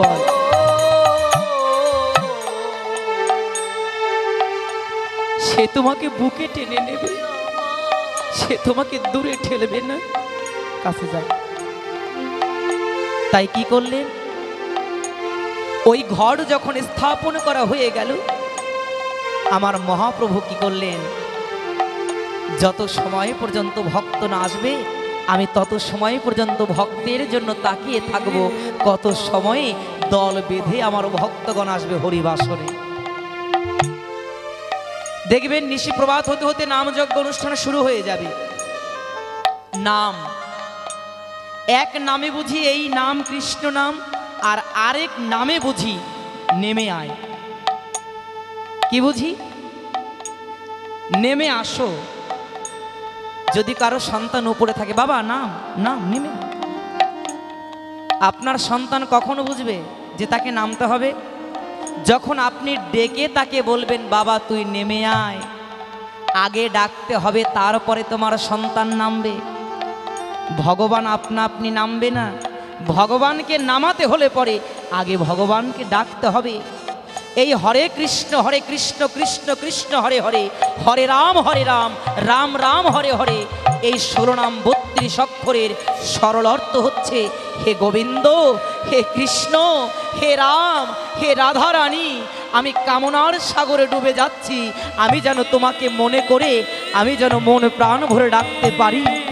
আর আমি যদি তোমাকে ডাকতে নাও পারি, যেন তুমি আমাকে তোমার পথে ডেকে নিও, যেন তুমি আমাকে ডেকে নিও। ডাকতে হবে, না ডাকলে পরে হবে না বাবা, উপায় নেই।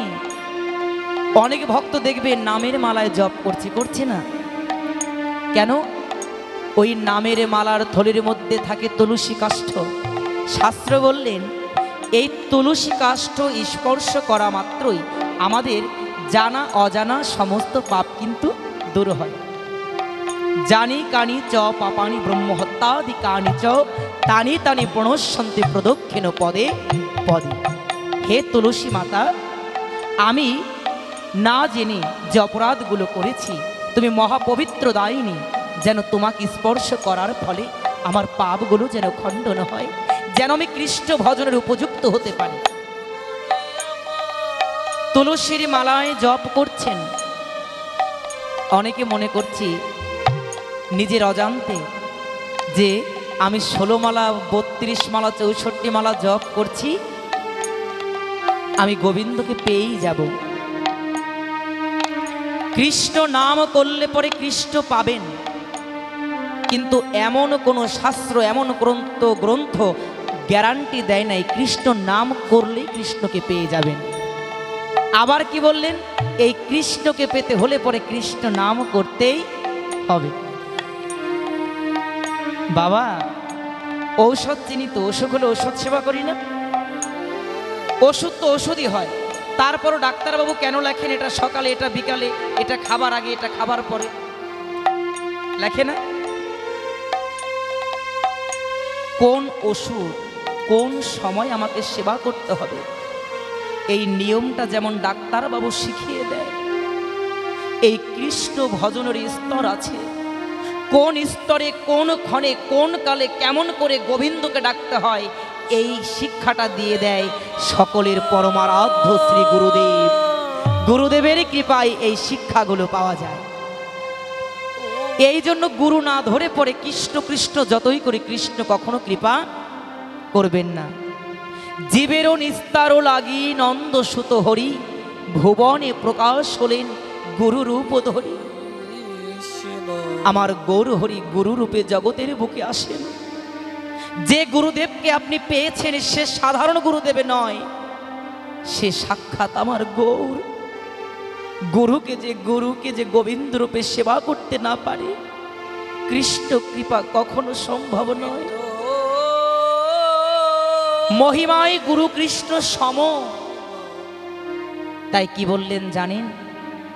এই জগতের বুকে তোমার প্রেম ভক্তির বীজ তখনই অঙ্কুরিত হবে যখন তুমি সদ্গুরুর চরণ আশ্রয় করতে পারবে। যতদিন পর্যন্ত তুমি সদ্গুরুর চরণ আশ্রয় করতে না পারবে, তুমি কোনোদিনও কৃষ্ণ নামে প্রেম পাবে না। যেমন করে অর্জুনও পায়নি, গীতার পাতায় লক্ষ্য করবেন। একাদশ অধ্যায়ে যখন বিশ্বরূপ দর্শন করায়, অর্জুনকে ভগবান শ্রীকৃষ্ণ বলেছিলেন, অর্জুন তুমি আমার কাছে বিশ্বরূপ দর্শন করতে চেয়েছো, নাও তুমি মন প্রাণ ভরে আমার বিশ্বরূপ দর্শন করো। অর্জুন বললেন, কৃষ্ণ কই, আমি তো তোমার রূপ দেখতে পাচ্ছি না, আমি কেন পাচ্ছি না? কৃষ্ণ বুঝতে পারলেন অর্জুন আমার রূপ দেখতে পাচ্ছে না কেন? চরম চক্ষে কখনো আমার এই রূপ দর্শন করা সম্ভব নয়। অর্জুন বলেছিলেন, কৃষ্ণ আমি কখনো তোমাকে আমার বন্ধু ছাড়া আর কিছু ভাবতে পারি নাই, কিন্তু শুনেছি গুরু কৃপা ভিন্ন কখনো গোবিন্দ কৃপা সম্ভব নয়। ও কৃষ্ণ, তুমি আমাকে কৃপা করে তোমার শিষ্যত্ব বরণ করাও, তুমি হও আমার গুরুদেব, তুমি আমাকে দিব্য চক্ষু দান করো, যেন দিব্য চক্ষু দিয়ে আমি তোমার সেই বিশ্বরূপ দেখতে পারি। গোবিন্দ বললেন, এই তো, যত সময় পর্যন্ত গুরুর পদে মতি না হলো তত সময় পর্যন্ত আমি তোকে দিব্য দৃষ্টি দান করতে পারলাম না। কি বললেন? চক্ষু দানও দিল যেই, জন্মে জন্মে প্রভু সেই দিব্য জ্ঞানে হৃদয়ে প্রকাশিল। দিব্য জ্ঞানটাকে দান করে গোবিন্দ না গুরুদেব? বলুন। অনেক অদীক্ষিত ব্যক্তি ঝগড়া বাঁধিয়ে দেয়, হ্যাঁ দীক্ষা নিয়ে বড় রাজা হয়ে গেছো, আমরা দীক্ষা নিয়ে তাতে কি হয়েছে? আমরা কৃষ্ণ বললে কৃষ্ণ শুনবে না? শুনবে বাবা, তবে বড় দেরি হয়ে না যায় যেন। কোনো মন্ত্রী মিনিস্টারের সঙ্গে দেখা করতে হলে পরে তার ভাব ভালোবাসার মানুষের যদি হাত ধরা যায়, সে যেমন অনায়াসে তোমাকে মন্ত্রীর কাছে নিয়ে যাবে, তুমিও যদি গুরুর চরণ ধরতে পারো যে ওই দেশের ব্যক্তি, গুরু কৃপায় একমাত্র তুমি গোবিন্দের দেশে পৌঁছে যেতে পারবে, এর আগে সম্ভব নয়। তাই কি করলেন? আমার গৌরহরি জগতের বুকে নামের পসরা নিয়ে এসেছিলেন। এই জগতের জীবকে উদ্ধার করার জন্য গৌরচন্দ্রিকায়, গৌর বর্ণনায় শুনতে পাবেন আপনারা, যদি গৌর না হইতো তবে কি হইতো, কেমনে ধরিতাম দে শ্রী রাধার মহিমা, প্রেম রস সীমা জগতে যা না তোকে। যদি আমার গৌর না হতো এই জগতে এই মহামন্ত্র কৃষ্ণ নামের মহিমা কেউ আপনাকে দিতে পারত না। 3 যুগে ছিল শুধু নাম, শুধু মন্ত্র, এই কলিতে আসলো মহামন্ত্র। কেন? শাস্ত্রের পাতায় বর্ণিত হয়, এই যে কলিযুগে আমরা অবস্থান করছি, এমন কলি জগতের বুকে আরো 28 বার এসেছিল বাবা। কতবার? এই কলিতে দাঁড়িয়ে আমরা শেষ কলিতে অবস্থান করছি। কোন কলি? শেষ কলি। এই কলিকে নরোত্তম দাস ঠাকুর ওপর নাম করেছিলেন। কেন? নরোত্তম দাস ঠাকুর বললেন, প্রণমহি কলিযুগ সর্বযুগ সার, হরিনাম সংকীর্তন যাহাতে প্রচার। আমা আপনি বলতে পারেন সত্যযুগে ভগবান কৃষ্ণ, ভগবান হরি নিজের বদনে ওই মন্ত্র প্রচার করেছিল? করে নাই। ত্রেতা যুগে রাম করেছিল? দাপর যুগে কৃষ্ণ করেছিল? করে নাই। কিন্তু কলিতে কি করলেন? কলিতে রাধা কৃষ্ণ মিলিতে তনু গৌর হরি নিজের বদনে সকলকে বললেন, ওরে ভাই তোরা একবার হরি বল, তোরা একবার হরি বল, একবার কৃষ্ণ বল, এই কৃষ্ণ বলাই তোরা উদ্ধার হয়ে যাবে। তাই গৌর হরি রাধা কৃষ্ণ 2 দেহকে ধারণ করে গৌর রূপে জগতের বুকে আসলেন। দাপরের কৃষ্ণ, কৃষ্ণ প্রেম ওই বৃন্দাবনে শুধু আবদ্ধ রেখেছিলেন। বৃন্দাবনের তরুলতা তারাও বলে কৃষ্ণ কথা, কিন্তু বলতো ওই বৃন্দাবনের বাহিরে কি আমার কৃষ্ণ প্রেম দিতে পেরেছিল? সকলের বদনে কি কৃষ্ণ বলো বলাতে পেরেছিল কিনা? হ্যাঁ। তাই রাধারানীর কাছে প্রতিজ্ঞাবদ্ধ হলেন, এইবার আমি ভগবান রূপে নয়, এইবার আমি জগতের বুকে যাব কাঙাল ভক্ত রূপে। কি করব জানো? যদি কোনো ভক্ত কৃষ্ণ নাম নাও করতে চায়, আমি হাতে ধরব, বলবো ভাই আর কতকাল তোরা এই তিতাব জ্বালার জগতে আসবি যাবি, যে নাম তোকে উদ্ধার করবে একবার তোরা সে নাম উচ্চারণ কর। যদি হাতে ধরেও কেউ না বলতে চায়, আমি আর আমার দাদা নিতাই কি করব জানো? আমি সকল ভক্তের চরণ ধরে ভূমির উপরে লুটিয়ে পড়ব।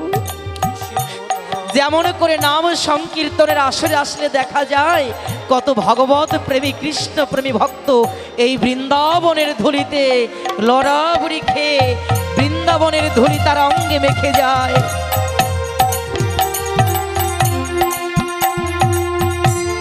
তাই কি করেছে, যে প্রেম কৃষ্ণ বৃন্দাবনের বাহিরে দিতে পারে নাই, গৌরহরি কি করলেন?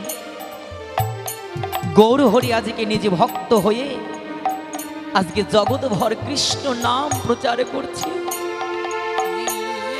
কোন জায়গায় শোনেননি যে পশু পাখিকেও গোবিন্দ প্রেম দিতে পেরেছেন? আমা এই মানুষের মধ্যে থাকে মনুষ্যত্ব, থাকে হৃদয়, কিন্তু পশুর মধ্যে তো থাকে না। যারা চৈতন্য চরিতামৃত আস্বাদন করেছেন দেখবেন একটা পৃষ্ঠায় একটা সুন্দর দৃশ্য আঁকা। ঝাড়খণ্ডের বন্দী আমার মহাপ্রভু অজানি লম্ভুত বাহুকে প্রসারিত করে কৃষ্ণ নাম করে চলছেন, আর পিছনে পিছনে ব্যাঘ্র হরিণ সর্প পাখি সবাই ওই মহাপ্রভুর সঙ্গে সঙ্গে বাহু প্রসারিত করে ওই কৃষ্ণ নাম করছে। কত বড় দয়াল ঠাকুর হলে এই জগতে পশু কৃষ্ণ প্রেম পায়।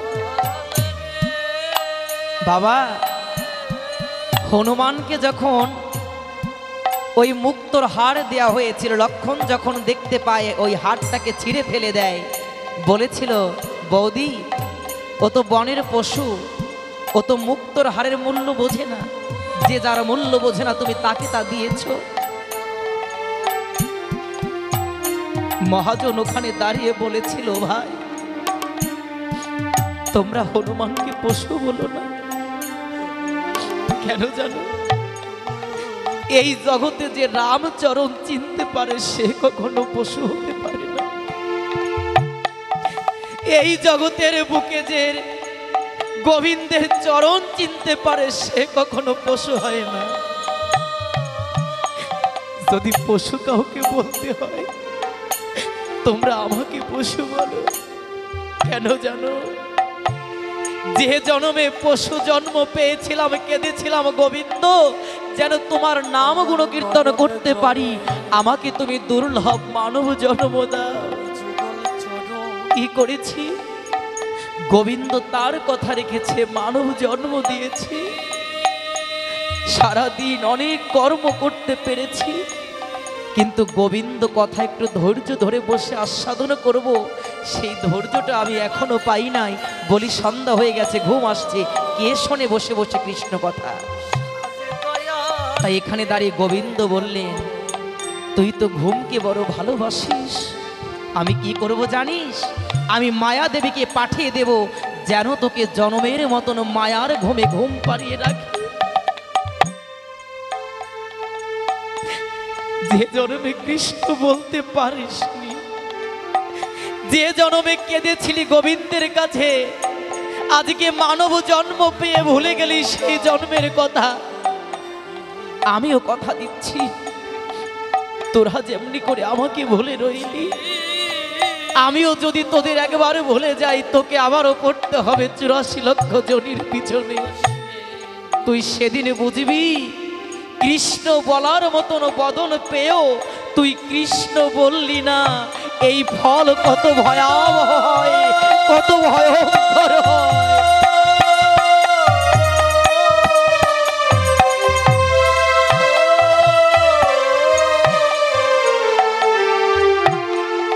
কবে গাইব কৃষ্ণ না? সময় যে বেশি নাই বাবা, সময় যে ঘনিয়ে আসছে জীবনে। আমাদের চিন্তা হলো না, একটা কুকুরও দেখতে পাই সন্ধ্যা হলে পরে মায়েদের উলুধ্বনির সঙ্গে সঙ্গে সেও ঘেউ করে না? সে কি বলতে চায় জানো? আমা তোরা তো গোবিন্দের দিয়া রসনাকে দিয়ে জিহ্বাকে দিয়ে নাড়িয়ে নাড়িয়ে উলুধ্বনি দিস, যদি তোদের মতন অমন একটা জিহ্বা আমরাও পেতাম, আমরা গোবিন্দের নামে উলুধ্বনি করতাম। যখন মন্দিরে মন্দিরে ভোগ লাগে, ঘন্টা বাজে, কুকুরগুলো ঘেউ ঘেউ করে। গোবিন্দ, যদি নিজের হাতে তোমাকে একটু সেবা দিতে পারতাম, যদি ওই মহাপ্রসাদে সেবা করার ভাগ্য আমার জীবনে হতো। তাই হরিদাস ঠাকুর বলে গিয়েছেন, গো এমন কৃষ্ণ নাম বলার মতন রসনা গোবিন্দ সবাইকে দেয় না গো। এ যে বড় সাধনার রসনা। তাই সংসারে তোমরা পড়ে থেকে কৃষ্ণকে যেন ভুলে যেও না। যদি পারো অন্তত পক্ষে দিন অন্তে হলেও একবার মন প্রাণ ছেড়ে দিয়ে তোমরা কৃষ্ণ কৃষ্ণ বলো।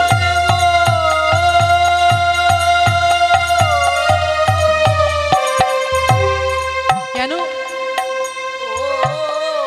সন্তান যত অপরাধী করুক, যত অন্যায় করুক, যদি মায়ের আঁচল ধরে বলে মা আমার ভুল হয়ে গেছে, মায়ের যেমন শত রাগ থাকলে পরেও মা সন্তানকে বক্ষে জড়াই ধরে, শত অপরাধ করেও যদি গোবিন্দকে বলা যায়, গোবিন্দ আমি তোমাকে মন প্রাণ ভরে ডাকতে পারিনি, তুমি আমার অপরাধের ক্ষমা করে দাও।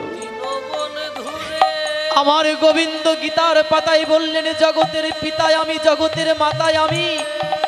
ওরে শুধু একবার তোর জীবনের ভুল আমার কাছে ক্ষমা প্রার্থনা কর।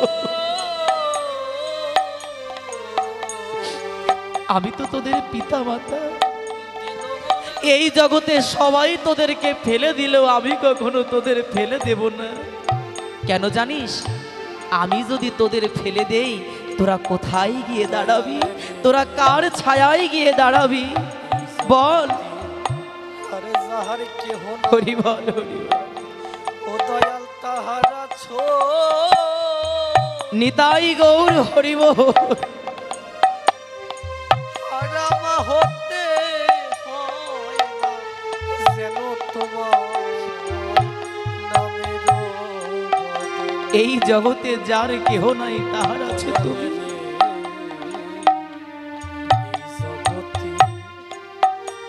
আরে যাহার কেহ নাই তাহার আছো তুমি। আমা হতে হয় না যেন তোমার আগো নামের বদলে। নিতা আমায় মানো হরি বল, হরি বল।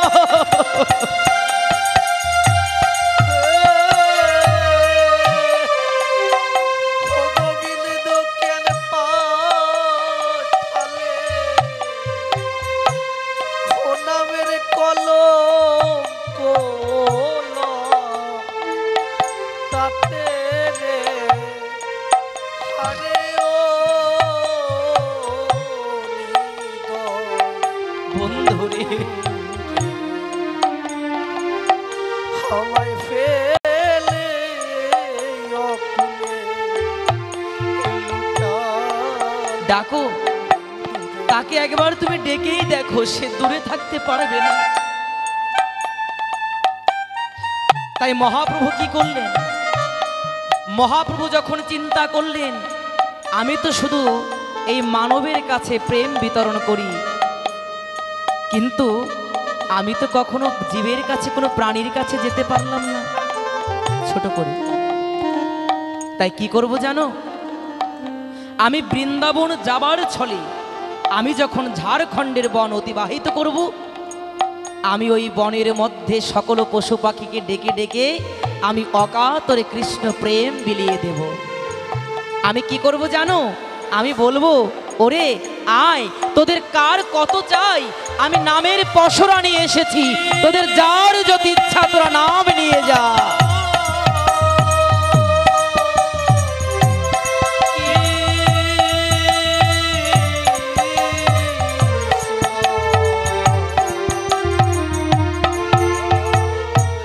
আমার গৌরহরি কি করেছে জানো? গৌরহরি বৃন্দাবন যাবার উদ্দেশ্যে সে ঝাড়খণ্ডের বনের মধ্যে প্রবেশ করলেন। তার একটাই উদ্দেশ্য, শুধু মানুষকে নয়, এই তো কলির শেষ, আমি প্রতিটা জীবকে কৃষ্ণ নামের মাধুরী দিয়ে যাব, যেন ওরাও কৃষ্ণ বলে উদ্ধার হয়ে যায়। শুধু ভক্তমণ্ডলী, এই যেখানে হরিবাসর সেজেছে, আমার সনাতন ধর্মের অনেক বয়স্ক বাবা মাও আছেন, কেউ কষ্ট পাবেন না, কাউকে ছোট করার জন্য প্রশ্ন করি না, কিন্তু জানেন কষ্ট হয় কখন? যখন কিছু না জেনে আমরা অনেককে কটু কথা বলে ফেলি। শিক্ষাষ্টমকমের 3 নং শ্লোকে বললেন কি, তৃণাদপি শুনিচুনা তরু রূপ সহিষ্ণুতা অমানিন মান দিন কীর্তনিয়া সদাহরি। যদি কাউকে মান তুমি দিতে নাও পারো, কাউকে অপমান করো না। কেন? এই সংসারটা একটা দোলনা স্বরূপ। আজকে তুমি অহংকারে মত্ত হয়ে যাকে অপমান করছো, আগামীকাল তোমাকে আবার কারো না কারো কাছে অপমানিত হতে হবে। আজকে তুমি লোক ঠকিয়ে ধনী হয়েছ, ওগুলো ভূমিকম্পে ধসে যাবে, রাখতে পারবে না। শোনোনি, রাশিয়াতে ভূমিকম্প হয়েছিল, 3 সেকেন্ডের ভূমিকম্পে 100 তলা বিল্ডিং ধসে পড়েছিল। এই 3 সেকেন্ড আগে যে দেশের রাজা, আমার গোবিন্দ কৃপা করলে পরে তাকে দেশের ভিখারিও করতে পারে। দিয়ে ধন বোঝে মন কেড়ে নিতে কতক্ষণ। বাবা, ওই নিজেকে এত বড় মনে যেন করো না। তুমি যে ব্যবহারগুলো মানুষের সঙ্গে করছো, এই ব্যবহারগুলোর প্রতিটা উত্তর তুমি একদিন পাবে। কেন? বিজ্ঞানী নিউটন বলেছিলেন, এই জগতে ইকুয়াল বা সমান সমান একটা জিনিস আছে, তুমি যা দেবে তাই ফেরত পাবে। দোলনায় বসে যখন ধাক্কা দেওয়া হয়, কি করে? যেমন গতিতে ধাক্কা দিলাম, ওই গতিতে চলে গেল, আবার ওই গতিতে আমার কাছে ফিরে আসলো। কি? যদি কাউকে প্রেম দাও, প্রেম পাবে। যদি কাউকে কটু কথার আঘাত দাও, ওই কটু কথা তোমাকে একদিন পেতে হবে, এতে কোনো ভুল নাই। এই যে সংকীর্তন হচ্ছে, এই সংকীর্তনের পিতাকে বলতে পারেন? এই যে নাম হচ্ছে, নামের পিতাকে? আমরা তো কত বহু বহু বছর শুধু নাম শুনছি, কিন্তু এগুলো জানতে হবে। আমার পিতার নাম যদি আমি না জানি, তবে আমি কি? এই যে সংকীর্তন হচ্ছে কলির যুগে, এই যে তারক ব্রহ্ম মহানাম, এই সংকীর্তনের পিতা হচ্ছেন কে? একজন ভক্ত অন্তত পক্ষে বলুন। রাধে রাধে। এই সংকীর্তনের পিতা হচ্ছে শ্রী চৈতন্য মহাপ্রভু। রাধে রাধে। মনে থাকবে তো? আপনি সনাতনী, অন্য ধর্মের একজন ব্যক্তি জিজ্ঞাসা করতে পারে, আচ্ছা এই নামের সৃষ্টি, নামের পিতাকে? উত্তর দিতে পারবেন না। তাহলে কি আমার আশা,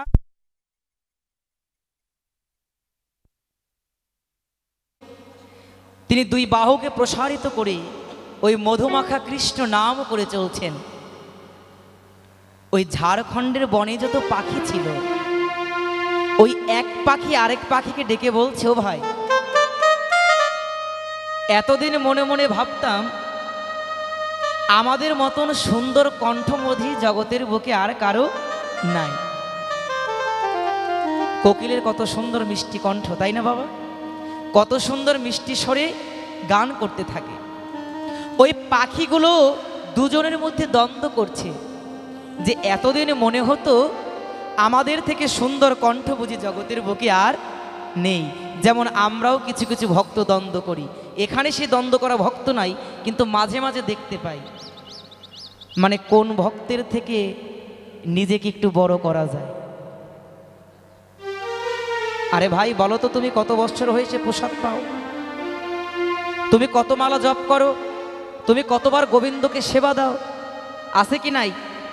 শোনেন কি নাই ঝগড়া? শুনি না? যদি কোনো মতে একটু গোবিন্দের সেবা পূজা করতে পারি, মনে মনে চিন্তা করি এই হয়ে গেছে, আর বুঝি কেউ পেল না।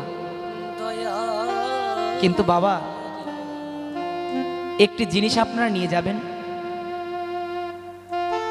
ভগবান বারে বারে বলছেন ভাগবতের পাতায়, দুটি বস্তু গোবিন্দ সহ্য করতে পারে না, একটা অহংকার, আরেকটা হচ্ছে কি চোখের জল।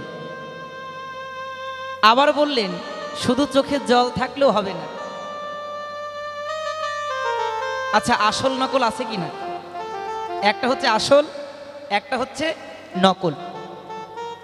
আমিও কাঁদছি গোবিন্দের নাম শুনে শুনে, কিন্তু অন্য ভক্তরাও কাঁদে। একটা হচ্ছে অভিনয়ের জল, আর আরেকটা হচ্ছে শুদ্ধ প্রেম ভক্তির জল। বৈষ্ণবরা কষ্ট পাবেন না। উদাহরণটা নিয়ে যান।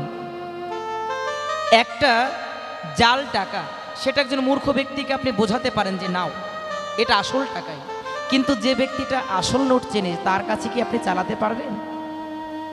বিশ্ব ব্যাংক আপনার ওই নকল নোট নেবে না। তো আপনার ভক্তিটা আসল কিনা নকল, এটা কে বুঝতে পারে? হ্যাঁ, কে পারে? ভগবান। ভগবান আসল নকল ঠিক বুঝতে পারে। আমি আপনি কেঁদে কেঁদে লোক ভাসিয়ে দেখালাম আমি বৈষ্ণব, আমি সাধু, আমি গোসাই, কেন ভালো কাঁদতে পারি আমি, কিন্তু আমার কাদাটা আদৌ সত্যি নাকি নকল এটা বুঝবে কে? এটা বোঝার জন্য আছে প্রধান পরীক্ষক আমার ভগবান শ্রীকৃষ্ণ। যদি আমাদের শত্রুর বিপদ হয়, ঘরের পাশেই তো শত্রু থাকে, থাকে না? শত্রুতা কিন্তু দেখবেন বেশিরভাগ ঘরের পাশের লোকের সাথেই হয়। কেন? জায়গা নিয়ে দ্বন্দ্ব, উঠান নিয়ে দ্বন্দ্ব, একটা গাছের ফল নিয়ে দ্বন্দ্ব। তো শত্রুর বাড়ি বেশি দূর নয়, ঘরের মধ্যেই হয়। যদি শোনেন গভীর রাত্রে শত্রু কান্না করছে, বলবেন কি ভালো হয়েছে, আরো যেন কাঁদে, আরো যেন বিপদ হয়, বলি না? কিন্তু বাবা, যদি মাঝ রাতে মহাশত্রুর যদি ছোট একটা শিশুর কান্নার ধ্বনি শোনেন, আপনি কই কথা বলেন? আপনি যত বড় পাষণ্ড হন না কেন, যদি একটা শিশুর কান্নার ধ্বনি আপনি শুনতে পান, ওই শিশুটা যদি আপনার কোনো শত্রুরও হয়, আপনি কিন্তু কখনো বলেন না যেন কেঁদে কেঁদে ওই শিশুটা মরে যায়। যত বড় শত্রুর সন্তান হোক না কেন, একটা শিশু কাঁদলে পরে যেমন আপনার হৃদয়টা কেঁদে ওঠে। আমার গোবিন্দ বললেন, ওরে একই তো কান্না চোখ দিয়ে পড়েছিল, ওই শত্রু যখন কান্না করলো তখন তোর হলো আনন্দ, আর ওই শত্রুর অবুঝ সন্তান যখন কান্না করলো তখন তো হৃদয়টা প্রেমে ভরে গেল। গান শুনেছেন না? ডাকো তারে ডাকো, ডাকার মতন ডাকো, শিশু যেমন মাকে ডাকে চাই না ধুলো খেলা, তেমনি করিয়া ডাকরে মনোয়া। শুদ্ধ সরল হৃদয় যতদিন না হবে, এই অভিনয়ের কান্নায় কখনো গোবিন্দ পাবো না। আমা শিশুর মতন অবুঝ হয়ে যতদিন পর্যন্ত ডাকতে না পারবো, আমার রাধারানীর হৃদয় ততদিন পর্যন্ত গলবে না। তাই দুটি পাখি ঝগড়া করছে, ঝগড়ার মধ্যে তাদের কৃষ্ণ কথা শোনেননি? সুগ বলে আমার কৃষ্ণ গিরি ধরেছিল, সারি বলে আমার রাধা শক্তি সঞ্চারিল, নইলে পারবে কেন? এটাও তো ঝগড়া, কিন্তু ঝগড়ার মধ্যেও তাদের কৃষ্ণ কথা। তাই মহাপ্রভু যখন তার স্ত্রী বদন দিয়ে কৃষ্ণ নাম করছে, ওই পাখিগুলো বলছে ভাই থাম, কণ্ঠ শুনে তুই যে পাগল হয়ে গেছিস, তুই ওর মুখ দেখিস নি এখনো, আয় একবার শীঘ্র করে আয়। যে ব্যক্তির কণ্ঠের সুরধ্বনি শুনে তুই পাগল হয়েছিস, একবার আয়, আমরা মন ভরে তার বদন খানিকে দর্শন করি। নজরুল গাইলেন, নাম শুনে যার এত প্রেম জাগে, চোখেতে আসে জল, ও সখী সে হরি কেমন বল। বলছে চল চল, যার কণ্ঠ এত সুন্দর, না জানি তার বদনটা আরো কত সুন্দর হবে, না জানি তার চরণ আরো কত সুন্দর হবে। অন্ধকার ঝাড়খণ্ডের মধ্যে যখন গৌর প্রবেশ করে, ওই কাঁচা সোনার গায়ের রঙে আজকে অন্ধকার দূরভূত হয়ে যেন বনের মধ্যে আগুন লেগে গেছে, যেন কাঁচা সোনায় আগুন লেগে গেছে।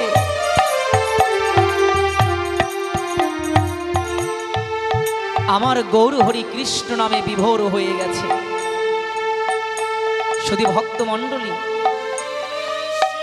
এই যে নাম যজ্ঞের অনুষ্ঠানে আমি দেখেছি অনেক জায়গায় শিল্পবৃন্দ যখন রাগ রাগিনী ধরে, তারা যখন অন্য জগতে থাকে বাবা, তাদের যোগ কেউ নষ্ট করবেন না, এটা অনুরোধ। কেন জানেন? একটা সুর এটা নিজে কখনো চেষ্টা করে দেয়া যায় না। এই ব্যাসাসনে বসে কৃষ্ণ কথা নিজে কখনো বলে চেষ্টা করে পারা যায় না, যত সময় পর্যন্ত আমার রাধারানী না করায়। যোগ যদি নষ্ট হয়, হাজার চেষ্টা করেও কৃষ্ণ কথা বলা যায় না। আমি দেখেছি আসর যখন একদম প্রেমে পরিপূর্ণ, কিছু কিছু ভক্ত আছেন দৌড়ে গিয়ে তাদের গলাটাকে জাপটে ধরেন, সুর দিতে দেন না। এটা করবেন না, এটা অপরাধ। আপনার ভিতর যদি প্রেম আসে, সঞ্চয় করে রাখুন। ওই প্রেমের আগুনে পুড়তেও বড় ভালো লাগে। যারা প্রেমের রসিক, ওই রস যারা আস্বাদন করে, রস তারা জাগায় বেজাগায় ঢালে না বাবা। ওই রসটাকে ধরে রেখে তারা রসের নাগরের কাছে পৌঁছে যায় রসের নদী দিয়ে। প্রেমটাকে ধরে রাখুন। অপরাধ ক্ষমা করবেন, আপনি তাকে গাইতে দিন, আপনি শুনতে থাকুন। হয় না এরকম? আসরটাকে নষ্ট করে দেয়। এত আলিঙ্গন দরকার নেই, একটু কম কম করি, প্রেমটাকে ধরে রাখি। প্রেমটা তো সহজ নয়। শাস্ত্রে বর্ণনা করলেন প্রেম হয় মাত্র 3.5 রতি, এগুলো সবাই পায় না। আর এর স্থায়িত্ব হয় একটা ষাঁড়ের শিঙের উপরে একটা শস্যে দানা ছেড়ে দিলে পড়তে যতটুকু সময় লাগে, ঠিক ততটুকু সময় থাকে প্রেমের রতি। আর সব হয় অন্য কিছু। তাই অত সহজ নয়। নিজের প্রেমটাকে দেখাতে গিয়ে যেন আসর নষ্ট না করি। জানি অনেকে কষ্ট পাচ্ছেন, কিন্তু কিছু করার নাই। অনেকে শিল্পীর কাছ থেকে অবজেকশন আসে, তারা এক নাম কীর্তন করে, কথা বলতে পারে না। কথা বলতে সুযোগ করে দেয় ভগবান এই আমাদের মতন পাঠকদের। তাই এখানে যা হবে, যেন ভুলগুলো আমরা আজকে ভাগবতেই ধুয়ে মুছে ফেলি। যা কিছু করার আগ থেকে করতে হবে। তাই মহাপ্রভু যখন নাম করছেন, নামে মাতোয়ারা হয়ে হঠাৎ করে একটি বাঘ এসেছে সম্মুখে। খুব গুরুত্বপূর্ণ কথাগুলো ধরে রাখবেন। কি করেছে? হঠাৎ করে একটা বাঘ এসেছে। বাঘের ধর্ম কি? মাংস খাওয়া না? ওই বাঘ যখন এসেছে, দেখতে পায় একজন মানুষ এসেছে, কিন্তু বাঘ মনে মনে চিন্তা করে, এতদিন আমি যত মানুষ আহার করেছি, কিন্তু এই মানুষটা অন্য মানুষের থেকে আলাদা। কেন? এর রূপ, এর অঙ্গ গন্ধ এ যে স্বাভাবিক মানুষের মতো নয়। কি হয়েছে জানো? ওই বাঘ যখন গৌরহরির অঙ্গ গন্ধ যখন নাসিকা দিয়ে প্রবেশ করেছে, বাঘ হালুম করতে ভুলে গেছে। আপনারা কীর্তনে শুনেছেন, সাধু গুরু বৈষ্ণব দর্শনে যায়, মনের ময়লা পরশনে হয় প্রেম তরঙ্গ, কররে মন সাধু সঙ্গ। বৈষ্ণব দর্শনে মনের ময়লা চলে যায়, পরশনে প্রেম হয়। আর যে প্রেমের পসরানে দাঁড়িয়েছে, তাকে যারা একবার দেখে, তার কি আর ক্রোধ থাকতে পারে? ওই বাঘ মহাপ্রভুকে দর্শন করে হিংসা ভুলে গেছে। যদি হিংসা কারো ভুলে যায়, সে তো কারো আক্রমণ করতে পারে না। আমার গৌরহরি কি করেছে জানো? ওই বাঘটাকে বলেছে, ও ভাই, তুই যখন হিংসা ভুলেছিস, একবার তুই আমার সঙ্গে সঙ্গে হরি বল, তুই একবার আমার সঙ্গে সঙ্গে কৃষ্ণ বল, তুই আমার সঙ্গে সঙ্গে একবার কৃষ্ণ বল। রাগ রাখিস। যখন এই কথা বলেছে, আমার মহাপ্রভুর চতুর্দিক থেকে আরো 6টা বাঘ এসে দাঁড়িয়েছে। কয়টা? 6টা। শুধু চৈতন্য চরিতামৃত আস্বাদন করবো, কাঁদবো, বাড়ি যাব, ভুলে যাব না, তত্ত্বগুলো জেনে যাবেন। প্রথম যে বাঘটা এসেছিল, ওই বাঘটাকে করা হয়েছে তুলনা মনের সঙ্গে। অমন, যদি তুমি গোবিন্দের চরণে নিজের চিত্তটাকে সমর্পণ করতে না পারো, তোমার ভিতরে যে ষড়রিপু, কাম, ক্রোধ, লোভ, মোহ, মদ, মাৎসর্য, এরাও কখনো গোবিন্দের চরণে আসবে না। মনরূপী বাঘ যখন গোবিন্দের চরণে শরণ হয়, স্বরূপী 6টি বাঘ এসে ঘেরাও করেছে আমার গৌর হরিকে। গৌর, আমাকে রেখে যেতে পারবে না, তুমি ওকে একা প্রেম দিলে হবে না। সারা জীবন মানুষের মাংস আহার করেছে, কিন্তু যে নামে এত প্রেম সেই নাম করিনি। তুমি কৃপা করে সেই নাম আমাদেরকেও দাও, যেন সেই নাম করে করে আমরা সেই ভবনদীর পার ঘাটায় গিয়ে দাঁড়াতে পারি। দেখবেন চৈতন্য চরিতামৃতে উল্লেখ আছে বাবা, সুন্দরভাবে যখন মহাপ্রভু বললেন, ওগো তোমরা সকলে আমার সঙ্গে কৃষ্ণ বলো, কি বলেছিলেন? কৃষ্ণ কৃষ্ণ কহ, করি প্রভু যবে কইল, কৃষ্ণ কহি মৃগ তখন হরি হরি বলে নাচিতে লাগিল। বল হরি বল হরি বল। আজকে বাঘগুলো নাচতে শুরু করলো কৃষ্ণ নামের সঙ্গে সঙ্গে। শুধু কি তাই, আজকে ওই বাঘগুলোকে দেখে বনের যত হরিণগুলো ছিল, ওই হরিণগুলো লুটোপুটি খেয়েছে আজকে বাঘের চরণে। ওই হরিণগুলো ভুলে গিয়েছিল আজকে আমাকে মেরে ফেলবে নাকি জীবনে বাঁচিয়ে রাখবে। হরিণগুলো বলতে চাইছিল আজকে মরে যাব তাতে দুঃখ নাই, কিন্তু বাঘ ভাইয়াদের সঙ্গে একবার হরিবল বলতে চাই। এখান থেকে শিক্ষা নিতে হবে। বড় বংশের লোক ছোট বংশের লোক পাশাপাশি বসলে দেখা যায়, প্রেম যখন ওঠে আমি খুঁজতে শুরু করি আমার বংশের লোক কোথায় বসেছে, ওর সাথে আলিঙ্গন দেব। কিন্তু আমার থেকে ছোট বংশের লোক আমার পাশে বসেছে, ও ভক্তই না, কেন? ওর বংশ ছোট।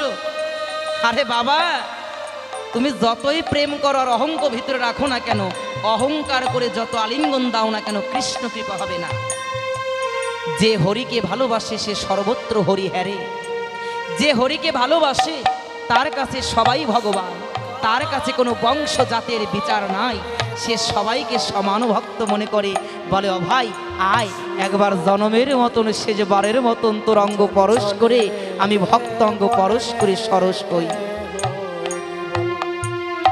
তাই বললেন বাঘ আর হরিণ একই জায়গায়, তারা হিংসা ভুলে যেমন কৃষ্ণ নাম শোনে, যতদিন পর্যন্ত বংশের গৌরব অর্থের গৌরবকে ভুলে তুমি কৃষ্ণ কথা শুনতে না পারবে, অনন্ত কোটি কাল কৃষ্ণ নাম করেও তুমি কৃষ্ণ নামে মুক্তি লাভ করতে পারবে না।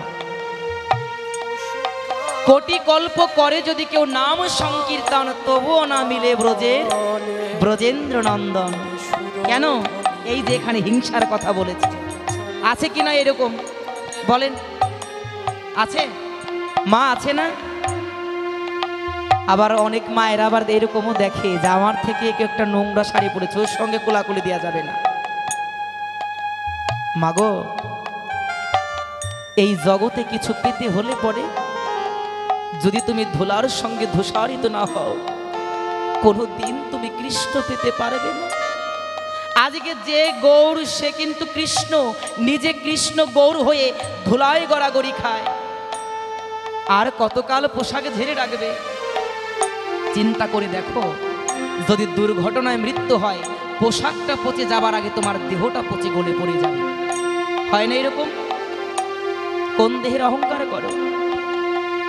তাই মহাপ্রভু দেখতে পায় আমি যে জন্য ঝাড়খণ্ডের বনে এসেছিলাম, আমার এই ঝাড়খণ্ডে আসা সার্থক হলো। কেন? ওই পাখিগুলো কৃষ্ণ বলে, ওই বাঘগুলো কৃষ্ণ বলে, আর হরিণগুলো বাঘের গলা ধরে আলিঙ্গন করে কৃষ্ণ বলছে। মহাপ্রভু বললেন এখন আমার বিদায় নেওয়ার সময় হয়েছে, আমাদেরও বিদায় নেওয়ার সময় হয়ে গেছে।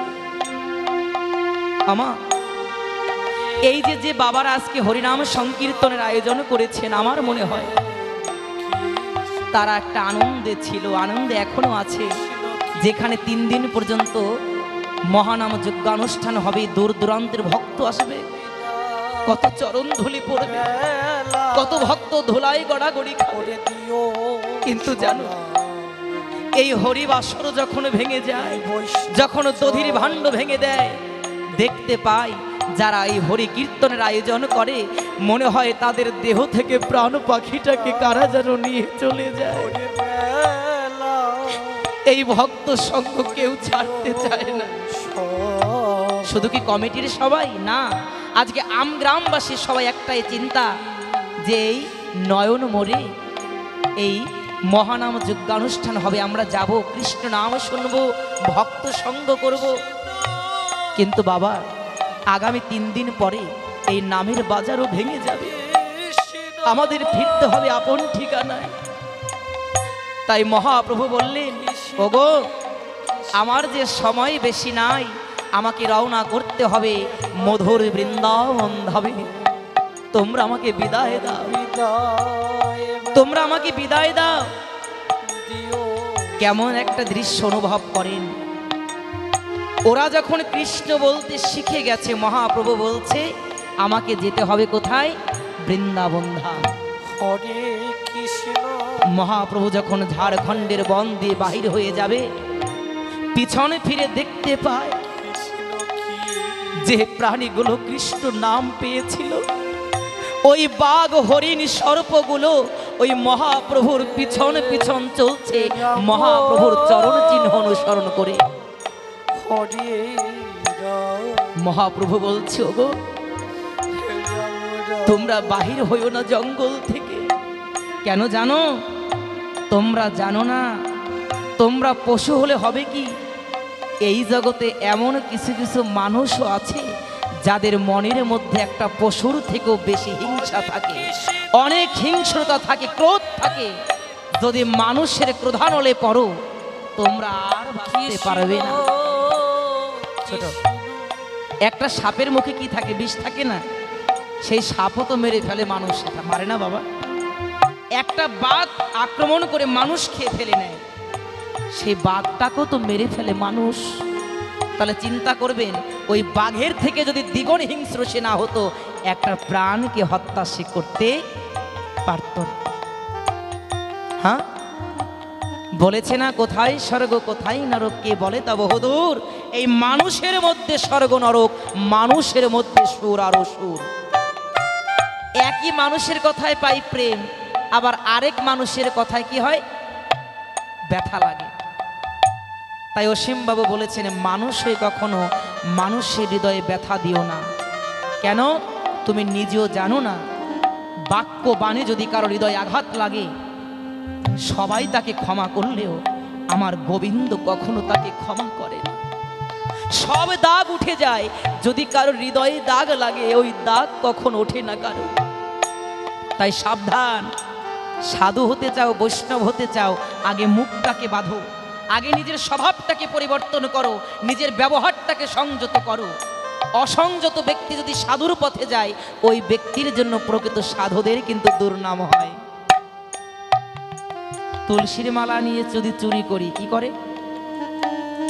তাকে কি আদর করে নাকি তাকে উত্তম মধ্যম দেয়? অপরাধ করলে পরে যতই তুলসীর মালা পরো আর তিলক করো, এই সার যেমন এই জগতের পাবলিক তোমাকে দেবে না, আর এগুলো নিয়ে যদি ভণ্ডামি চাতুরাতি করো, ওই জগতেও তুমি যেতে পারবা না। তাই ভগবান বললেন, ওগো তোমরা এখানে থাকো, করো নাম সংকীর্তন। আমি কথা দিচ্ছি, আমি দিনন্তে একবার হলো তোমাদের সঙ্গে দেখা করে যাব। গৌরহরি বললেন, তোমাদের আমার সঙ্গে আসতে হবে না, তোমরা যে নাম পেয়েছো এক মন এক চিত্তে করতে থাকো। একটা কথা জেনে রাখবেন, আগে ঘরটাকে ঠিক করেন, তারপরে বাহিরে আসবেন। যার ঘর ঠিক নাই, সে বাহির ঠিক করে কি লাভ? জানি কষ্ট পাচ্ছেন, দেখবেন নিজের ঘরে গেলে পরে ছেলে কৃষ্ণ বলে না, মেয়ে কৃষ্ণ বলে না, স্ত্রী ভজন করে না, সাধন করে না, কিন্তু আমি লোককে শিখিয়ে বেড়াচ্ছি। কিন্তু ঘরে মাথা দেওয়ার সঙ্গে সঙ্গে এত ঝগড়া, এত অভিযোগ, এত সমস্যা, যেগুলো আমি সমাধান করতে পারি না। চলো, কিন্তু আমি ঘরের চিন্তা কখনো করি নাই। যে ভক্তের ঘরে পুত্র কৃষ্ণ নাম করে, কন্যা কৃষ্ণ নাম করে, সহধর্মিণী সন্ধ্যা হলে পরে সন্ধ্যা আরতি করে, একসঙ্গে করতাল বাজিয়ে পুত্র কন্যা স্ত্রী এই হরিনাম করে, বলেন তো ওই নাম সংকীর্তনের বাজার কি কোনোদিন আর ভাঙতে পারে? পারে? এই নামযজ্ঞ 3 দিন পরে ভেঙে যাবে। 3 দিন পরে কে শোনাবে নাম আপনাকে? এদের ঠেকা পড়ছে নাকি প্রত্যেকদিন আপনাকে শোনাবে? 3 দিন হবে আর হবে না। 3 দিন পরে আপনার গতি হবে কি? এই জন্য মহাপ্রভু বললেন, গৃহে থাকিয়া হয় যার ভাবের উদয়, আসল পরম বৈষ্ণব তুমি তাকে জানিবে নিশ্চয়। আগে ঘরটাকে ঠিক করো বাবা।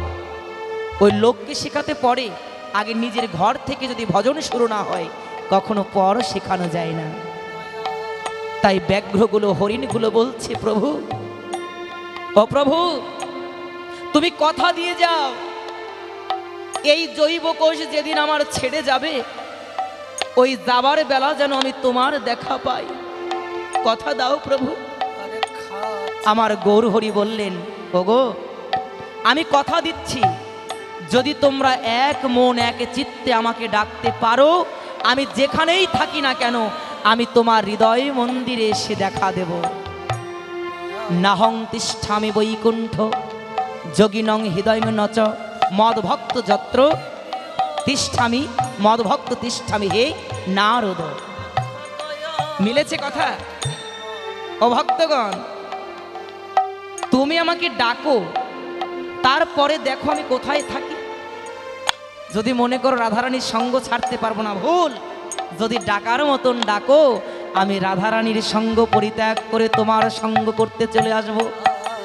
হ্যাঁ, গীতায় শোনো নাই, যেখানে গীতা পাঠ ভাগবত পাঠ হয় সেখানে আমার কৃষ্ণ একা আসে না, রাধারানীকে সঙ্গে করে আর সমস্ত পার্শ্বদকে সঙ্গে নিয়ে মধুর বৃন্দাবনে উপস্থিত হয়।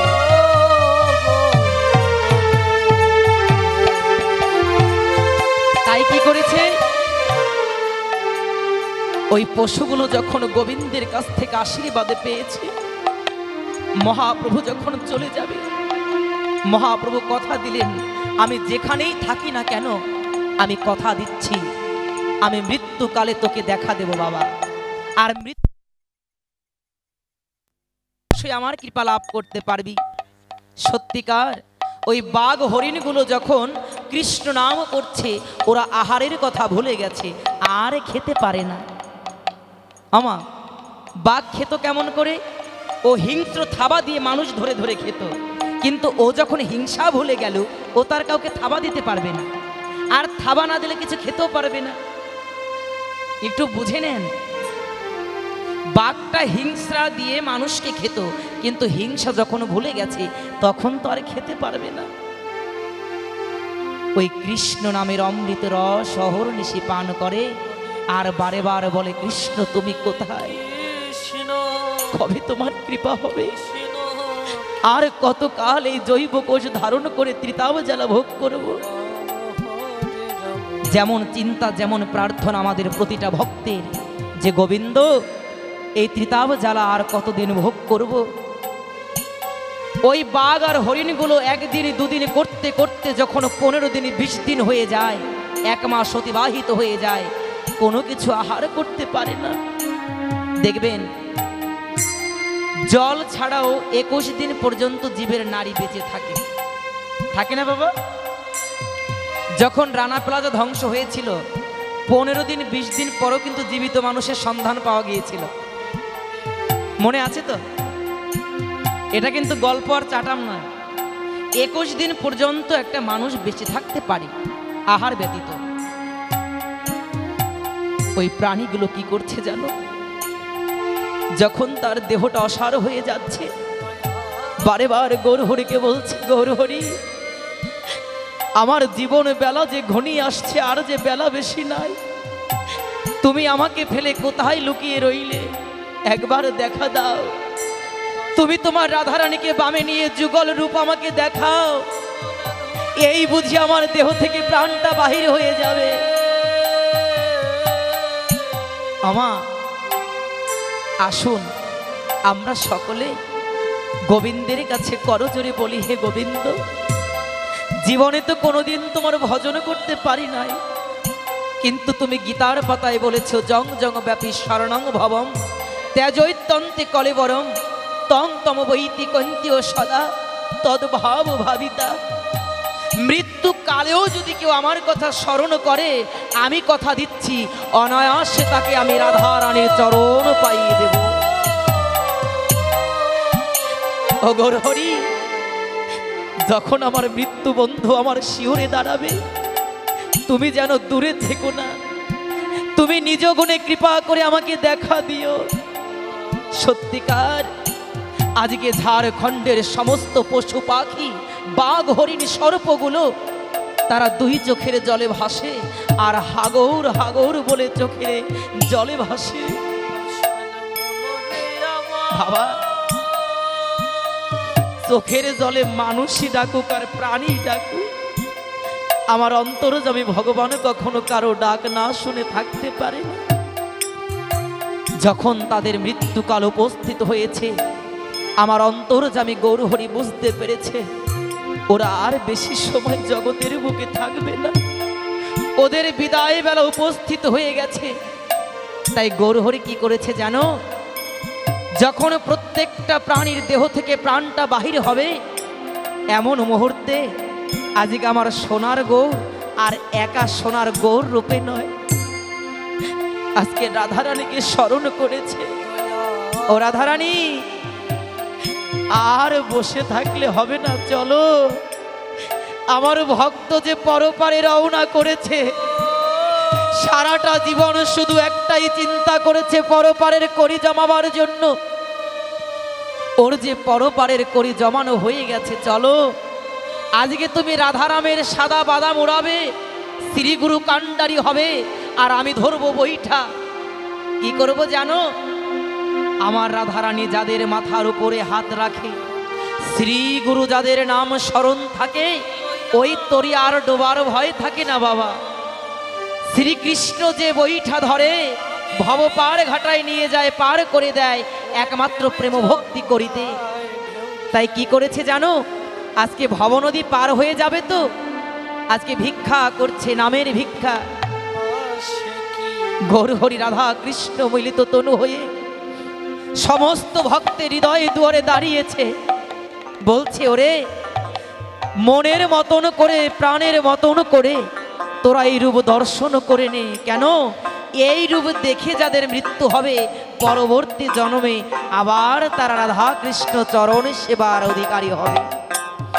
সত্যিকার রাধা কৃষ্ণ যখন যুগল ধরে দাঁড়ালো, ওই জীবগুলোর দেহ থেকে জৈব কোষ বাহির হয়ে তারা রাধা কৃষ্ণের চরণ স্পর্শ করে হরি হরি বল বলে তারা বৈকুণ্ঠ ধামে রওনা করে দিয়েছে।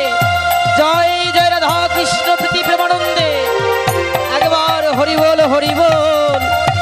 নিতাই গৌর সীতানাথ প্রীতি প্রেমানন্দে, একবার হরি বল হরি বল।